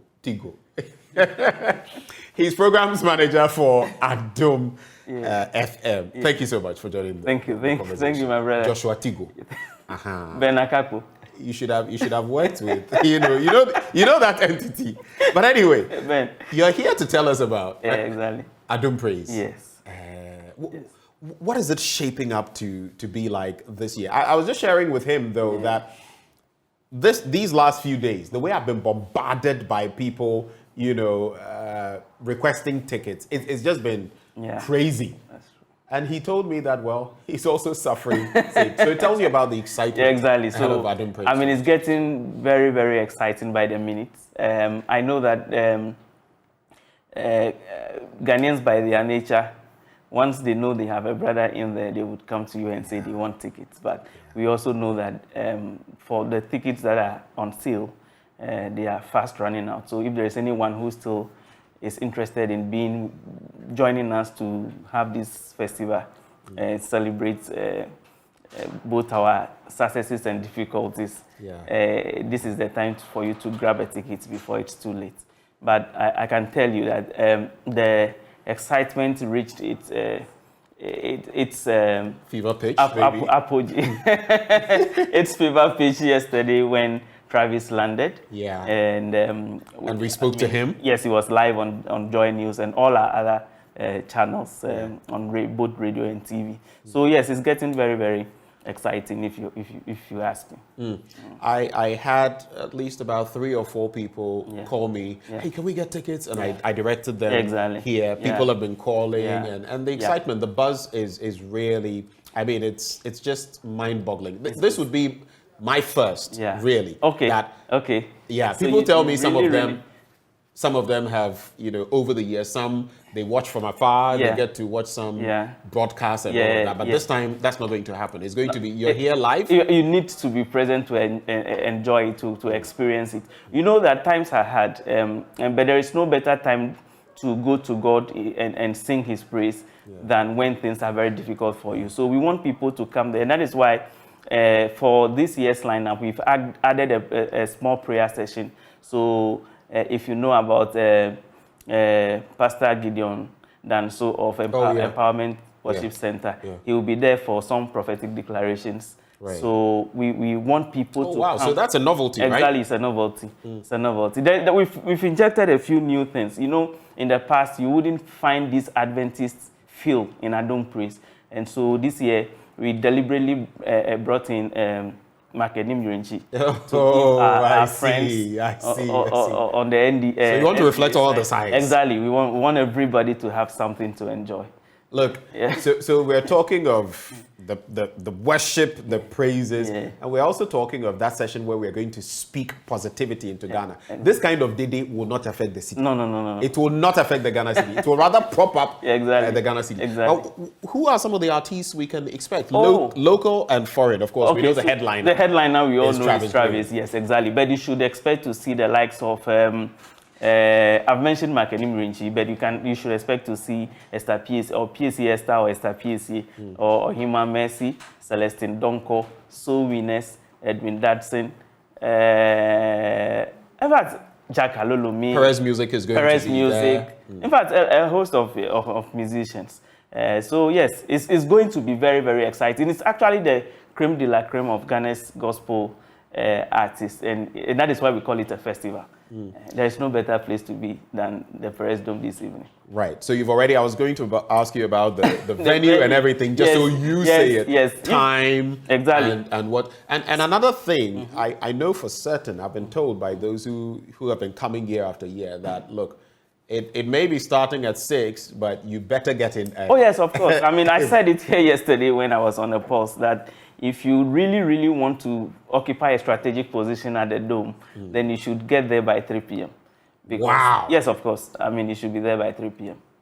I'm not kidding. I was even going to say 4 or 5. No. You should be there by 3 p.m. Yes, I have experience at Adom Praise, especially at the Perez Dome. And for those who do not know where the Perez Dome is, it's at Joblu Junction. Right at the traffic light. Yes, exactly. So, and I have experienced a number of them, and it's been tough. It's been tough. Even for those of us who are involved in the organization, sometimes you would have to bully a few people to be able to enter. So finally, to cap off the conversation, what can people expect? Paint a picture for them.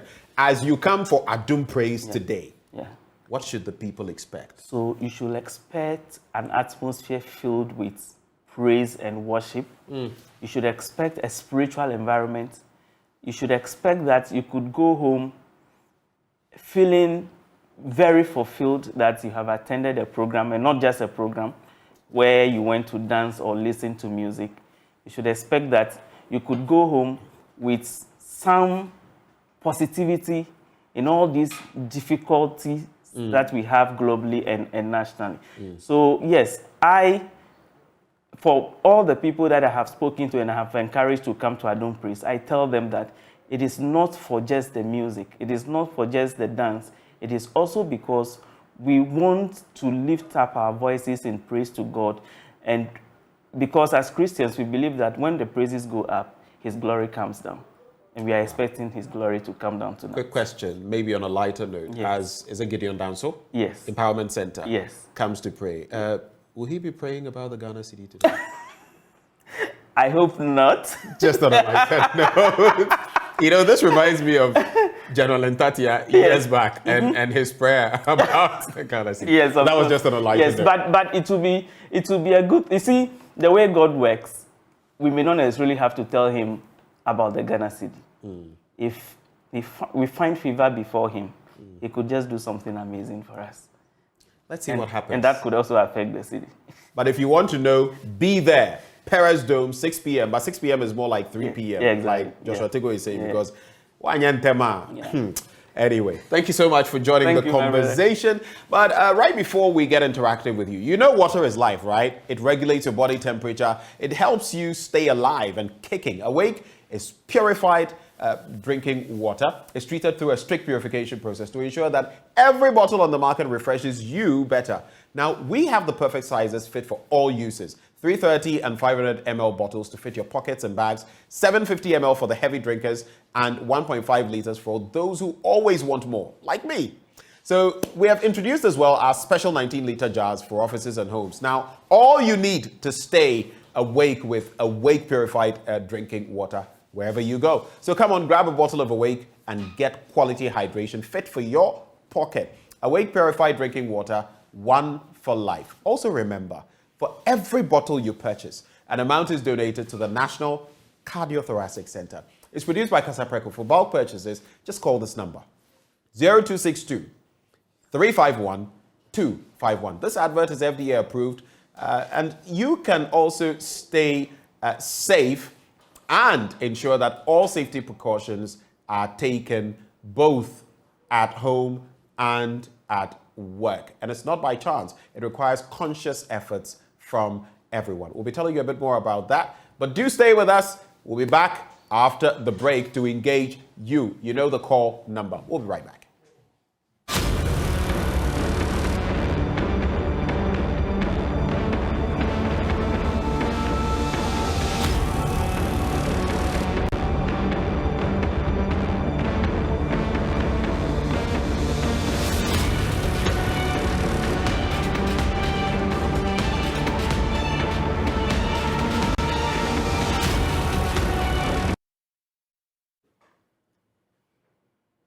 Welcome back, and it's time for you to share your thoughts with us. You know the number to call. It will be rolling on your screens, 0302-211-691, extension 2. But right before we get over the phone lines, the 2022 edition of the National Intermines First Aid and Safety Competition is here again. Winners of the zonal competitions, the Ghana Manganese Company, Perseus Mining Ghana Limited, Golden Star Wasa Resources, and Goldfields Ghana Takwa Mines will slug it out at the national level this Sunday, the 6th of November, 2022 at 11 a.m. It will be broadcast live on GTV and JoyNews. Students from the host communities will also participate in an essay competition. Winners of the essay contest will be rewarded at the Ghana Mining Industry Awards to be held on the 2nd of December 2022. This competition is designed to demonstrate knowledge in mining regulations and first aid measures in times of accidents both at home and at work. Choose to stay safe and not live by chance. This message is brought to you by the Ghana Chamber of Mines in collaboration with the Minerals Commission and the St. John's Ambulance Ghana, and endorsed by the Ministry of Lands and Natural Resources. Now, a fun-packed weekend awaits you this and every Sunday on Joy Prime as we thrill you to an awesome experience with the latest and most captivating quiz show, Step Up, and the most loved cookery show for kids, The Big Chef. Tune in every Sunday at 5 p.m. for The Big Chef to experience our contestants prepare delectable meals as they compete for the ultimate prize of 10,000 Ghana cedis and unbelievable prizes from sponsors. And your day definitely cannot end without watching Step Up at 7:30 p.m. So make time to watch contestants meet host and DJ George Quay and Mercury Quay Squared, respectively, to dance their way through answering interesting questions to win a whopping sum of 5,800 Ghana cedis, plus a fun trip to Dubai. Every week comes with doses of surprises in the Big Chef kitchen and on Step Up as contestants display their exceptional culinary skills and knowledge on various subjects. Viewers at home can also win some prizes on Step Up. Stay glued to Joy Prime for the double dose every Sunday at 5 p.m. and 7:30 p.m. for the ultimate experience on The Big Chef and Step Up. Step Up is brought to you by Glovo and Adanse Travels, and The Big Chef is kindly brought to you by Fortune Rice, Frital Sunflower Oil, Indomie, Top Choco, Flora Tissues, Low Price Masters, Sankofa Natural Spices, City Blood Tonic, Perk Biscuits, and Karen Mouthwash. We have Gideon on the line from Kotobabi. Gideon, good morning. Good morning, Mr. Benjamin. It's good to have you. What are your thoughts? Actually, I have three things to talk about. One is, we collected money, people donated money for the cathedral. Now we are using huge sums of money to import oil revenue or oil products. Why can't we also, maybe the government, if the government doesn't have funds, set up a fund whereby people will donate in it so that we can get money to build a refinery or to do the semi-refinery. Since we are collecting toll debt levy and still the toll is not working, why can't they collect money from the public and build something so that we can refine 90% of the oil, the crude oil that we export out of the country, so that we can save costs? Because all these things are caused by the impulse of the currency depreciation and other things. So I think this is what the government should look at least to set up for toll to work so that we can reduce the cost in the importation of oil. Thank you very much, Ben. Thank you for sharing your thoughts. We also have Kojo from Accra. Hello, Kojo.